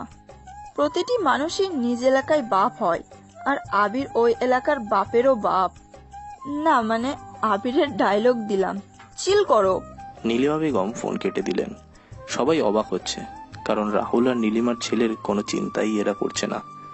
বাকি সবাই চিন্তা শেষ যেন। রিধি এসে রিয়ার পাশে দাঁড়ালো, আস্তে করে জিজ্ঞেস করলো, রিয়া, তোমারও কি তোমার ভাইয়ের জন্য চিন্তা হচ্ছে না? চিন্তা? তাও আবার ওই বাদর আবিরের জন্য? হ্যাঁ, চিন্তা হয় যখন ও খুব অসুস্থ থাকে, আম্মু আম্মু করে ডাকে। কিন্তু আম্মু বিজনেস সামলাই, অফিসে থাকে, দেখাশোনা আমিই করি, তখন ওর জন্য অনেক চিন্তা হয়। কিন্তু এসব পুলিশ বা সরকারি কাজে কিসের চিন্তা? আব্বু আম্মু বলেছে তো, প্যারা নাই, চিল। আবিরকে থানার সামনে আনা হলো। হেজলপুর পুলিশ থানা দপ্তর। আবিরদেরকে গাড়ি থেকে নামানো হলো। আবির নেমেই বলল, হাত থেকে হাত করাটা খুলুন, আমি পালাচ্ছি না, পালালে শুট করে দিয়েন। আবিরের কথা শুনে অফিসার হাত করা খুলে দিল। আবির সামনে হাঁটছে, পেছনে তানজিম আর অভ্র। অভ্রের রক্ত পড়া বন্ধ হয়ে গেছে এখন, স্বাভাবিকই আছে সব। আবির থানায় প্রবেশ করলো। চারপাশে তাকাতেই হঠাৎ করে একদিকে চোখ আটকে যায় আবিরের। থানার বড় অফিসার হলো প্রিয়া রহমান। মাথায় চুলগুলো স্টাইলিশ করে বাঁধা, টাইট ইউনিফর্ম পরা, কোমরে 2 হাত দিয়ে দাঁড়িয়ে আছে। ছোট অফিসার ফারাজ সাহেবকে জিজ্ঞেস করলো, কারা এরা? নতুন চান্দ নাকি? নেশাজাত দ্রব্য সহ কি ধরা পড়েছে? না ম্যাম, ও হলো আবির। সোহেল আহমেদের লোকেদের ওপরে অ্যাটাক করেছে, তাই তুলে এনেছি। লকআপে পুরে দেই। আবির প্রিয়ার দিকে তাকিয়ে আছে, চুলগুলো হালকা লাল কালার করা। ডান পাশের চোখ বরাবর কিছুটা চুল মুখের সোজা নিচে নেমে আসেছে। সেগুলোর জন্য প্রিয়াকে আরো বেশি মিষ্টি লাগছে। আবির প্রিয়া থেকে চোখ সরাচ্ছে না। ফারাদ আবিরের সামনে এসে দাঁড়ায়, হাত ধরে টেনে নেবে। তার আগে আবির বলল, সামনে থেকে সর, পরীকে দেখছি। চোখ সরালে উড়ে যাবে, ডোন্ট ডিস্টার্ব। প্রিয়া চোখ বড় বড় করে তাকায় আবিরের দিকে। আবির কোনো দিক না তাকিয়েই প্রিয়ার দিকে তাকিয়ে আছে। প্রিয়া সহ সব পুলিশই বেশ থতমত খেয়ে গেল আবিরের কথাগুলো শুনে। আবির ফারাদকে হাত দিয়ে সরালো, প্রিয়ার দিকে এগিয়ে দিয়ে দাঁড়ায়। আবিরকে দেখে প্রিয়া কিছুটা ভড়কে গেল, কিন্তু সাহস রেখে বলল, কি বললে তুমি আমার দিকে তাকিয়ে? সরি বলো, না হলে এটার জন্য তোমাকে আরো বেশি শাস্তি দেওয়া হবে। ফারাদ এসে আবিরের পেছন থেকে লাঠি দিয়ে মারতে যায়, কিন্তু আবির সেটা ধরে ফেলে। প্রিয়ার দিক থেকে তখন চোখ সরল না আবির। কয়েকটা পুলিশ এগিয়ে আসতে থাকে। সে সময় থানার মধ্যে জেলা প্রশাসক, মেয়র সবাই প্রবেশ করলো। সাথে সাথেই সব পুলিশগুলো স্যালুট করা শুরু করে দেয়। প্রিয়া আবিরকে সামনে থেকে সরে পিছনে এসে দাঁড়ালো। প্রিয়া বলল, স্যার আপনারা এখানে? কাকে ধরেছো তোমরা? চেনো তাকে? আবির নাম, এমপি স্যারদের লোককে পিটিয়েছে। কে ধরে এনেছে? ফারাদ। তোমার বিরুদ্ধে অনেক প্রমাণ আছে, তুমি সত্যতা না যাচাই করে ওনাকে ধরে এনেছো। তোমার চাকরি থেকে বের করে দেওয়া হলো। না, ও চাকরিতে থাকুক, ডিফেন্সের লোক না থাকলে, বল কাটিয়ে গোল না দিতে পারলে কোনো মজাই নেই। ওকে স্যার, চিন্তা নেই, আপনাকে কেউ আটক করবে না, ওরাই বাসায় রেখে আসবে। আচ্ছা, আপনারা এবার যান। Okay sir. ওরা চলে গেল। থানা শুদ্ধ লোক সবাই আবিরের দিকে তাকিয়ে আছে। প্রিয়া আরো অবাক হয়। জেলার লোক, মেয়র সবাই এই আবিরকে স্যার বলে। এক কথায় থানা থেকে চলে গেল। কে এই আবির? তবুও এই ছেলের সামনে সাহস হারানো যাবে না। আমার দিকে তাকিয়ে কি সব বলছিল। আবির এগিয়ে যায় প্রিয়ার দিকে। একদম সামনে দাঁড়িয়ে আবির বলল, আমি তো সরি বলতে আসিনি। মানে? দোয়া নেওয়ার হিসেব করতে এসেছি। দেওয়া নেওয়ার হিসাব মানে? তোমাকে যেদিন প্রথম দেখি সেদিন খাঁচার মধ্যে থেকে পাখি উড়ে চলে গিয়েছিল। সেদিন কেবল খাঁচার পাখিটা উড়ে যায়নি, উড়ে গিয়েছিল আমার মনের পাখিটাও। Are you flirting mister? খাঁচার পাখি তো ফিরে আনা যায়, কিন্তু আমার মনের পাখিটাকে কে ফিরে দিবে তুমি ছাড়া? এবার আমার মনের পাখিটা ফিরিয়ে দাও। তুমি কি পাগল? কি সব বলছো? মনের পাখি আমি কিভাবে ফিরিয়ে দেব? আবির 1 পা 2 পা করে প্রিয়ার খুব কাছে গিয়ে দাঁড়ালো। থানা ভর্তি কতগুলো পুলিশ আবিরের দিকে তাকিয়ে আছে, কিন্তু কোনো কথা বলছে না। তানজিম আর অভ্র যেন আরো বেশি অবাক হচ্ছে। তানজিম অভ্রের কানে কানে বলল, দোস্ত, আবির না একটা জিনিস রে। এতগুলো পুলিশের সামনে থানার বড় অফিসারের মেয়ে পুলিশকেও ছাড় দিচ্ছে না। ও পুরো ফ্ল্যাট করে দিয়েছে। প্রিয়া এবার গেল রে। চুপ থাক, শুধু দেখ কি হচ্ছে। আবির প্রিয়ার দিকে অগ্রসর হয়। ডান গাল সোজা বেয়ে আসা চুলের উপর দিয়ে গালে আলতো করে কিস করলো আবির। থানার পুলিশেরা যেন ফ্রিজ হয়ে গেছে আবিরের এমন সাহস দেখে। প্রিয়া কেমন অন্যরকম গলায় বলল, এটা কি হলো? চোখের দিকে তাকিয়ে তোমার মন অবধি পৌঁছে যেতে পারি আমি। তোমার চোখের দিকে তাকিয়ে দেখছিলাম আমি। তোমার চোখের স্বপ্ন ছিল যে ছেলে প্রথম দেখায় তোমার মুগ্ধ হয়ে কিস করবে, তাকে তুমি ওই মায়াবী চোখে স্বপ্ন বানিয়ে বসিয়ে রাখবে। এসব কি বলছো? যে মন তোমার হরণে দুর্বল, সেখানে শুধু গর্দনা কেন, লিভার, কিডনি সবটাই দিয়ে দিব। শুধু হাড়টা তোমার জন্য রেখে দিব। বাই প্রিয়া। আবির প্রিয়ার হাত ধরল। পকেট থেকে একটা কার্ড বের করে প্রিয়ার হাতে দিয়ে আবির বেরিয়ে যায়। থানা থেকে বের হওয়ার আগে হাবিলদারদের থেকে থানার গাড়ির চাবিটা নিয়ে আসে। আবির প্রিয়ার দিকে তাকিয়ে একটা চোখ টিপ দিল, তারপর বেরিয়ে আসে থানা থেকে। প্রিয় বোকা বোকা দৃষ্টিতে তাকিয়ে থাকে আবিরের দিকে। থানার পুলিশগুলো প্রায় সব প্রিয়াকে গোল করে ধরে। ফারাদ বলল, ম্যাম থাকতে কিছু বললেন না কেন? প্রিয়া কার্ডটা ফারাদের দিকে বাড়িয়ে দেয়। ফারাদ দেখে আবির হলো বাংলাদেশের প্রধান বিচারপতি। তারপর ফারাদ বেরিয়ে আসে বাইরে। আবিরেরা দাঁড়িয়ে আছে। ফারাদ এসে স্যালুট দিয়ে বলল, স্যার কিছু মনে করবেন না, আমি কি আপনাদের পৌঁছে দিতে পারি? আর স্যার সরি, আপনাদেরকে অনেক কষ্ট দিয়েছি। স্যার আমি এখনই ডক্টর ডেকে আনছি, ওনার হাতে শুশ্রূষার ব্যবস্থা করে দিচ্ছি। গুড। ওরা গাড়ি নিয়ে হসপিটালে আসে। অভ্রকে নিয়ে ফারাদ ডাক্তারের কাছে যায়। এদিকে প্রিয়া ওর চেয়ারে বসে আছে। আবিরের কথাগুলো সে শুরু থেকে ভাবছে। আবির ছাড়া ওকে কখনো কেউ এভাবে বলেনি। কেমন যেন প্রিয়ার মনে আবিরের প্রতি মায়া জাগিয়ে দিয়েছে।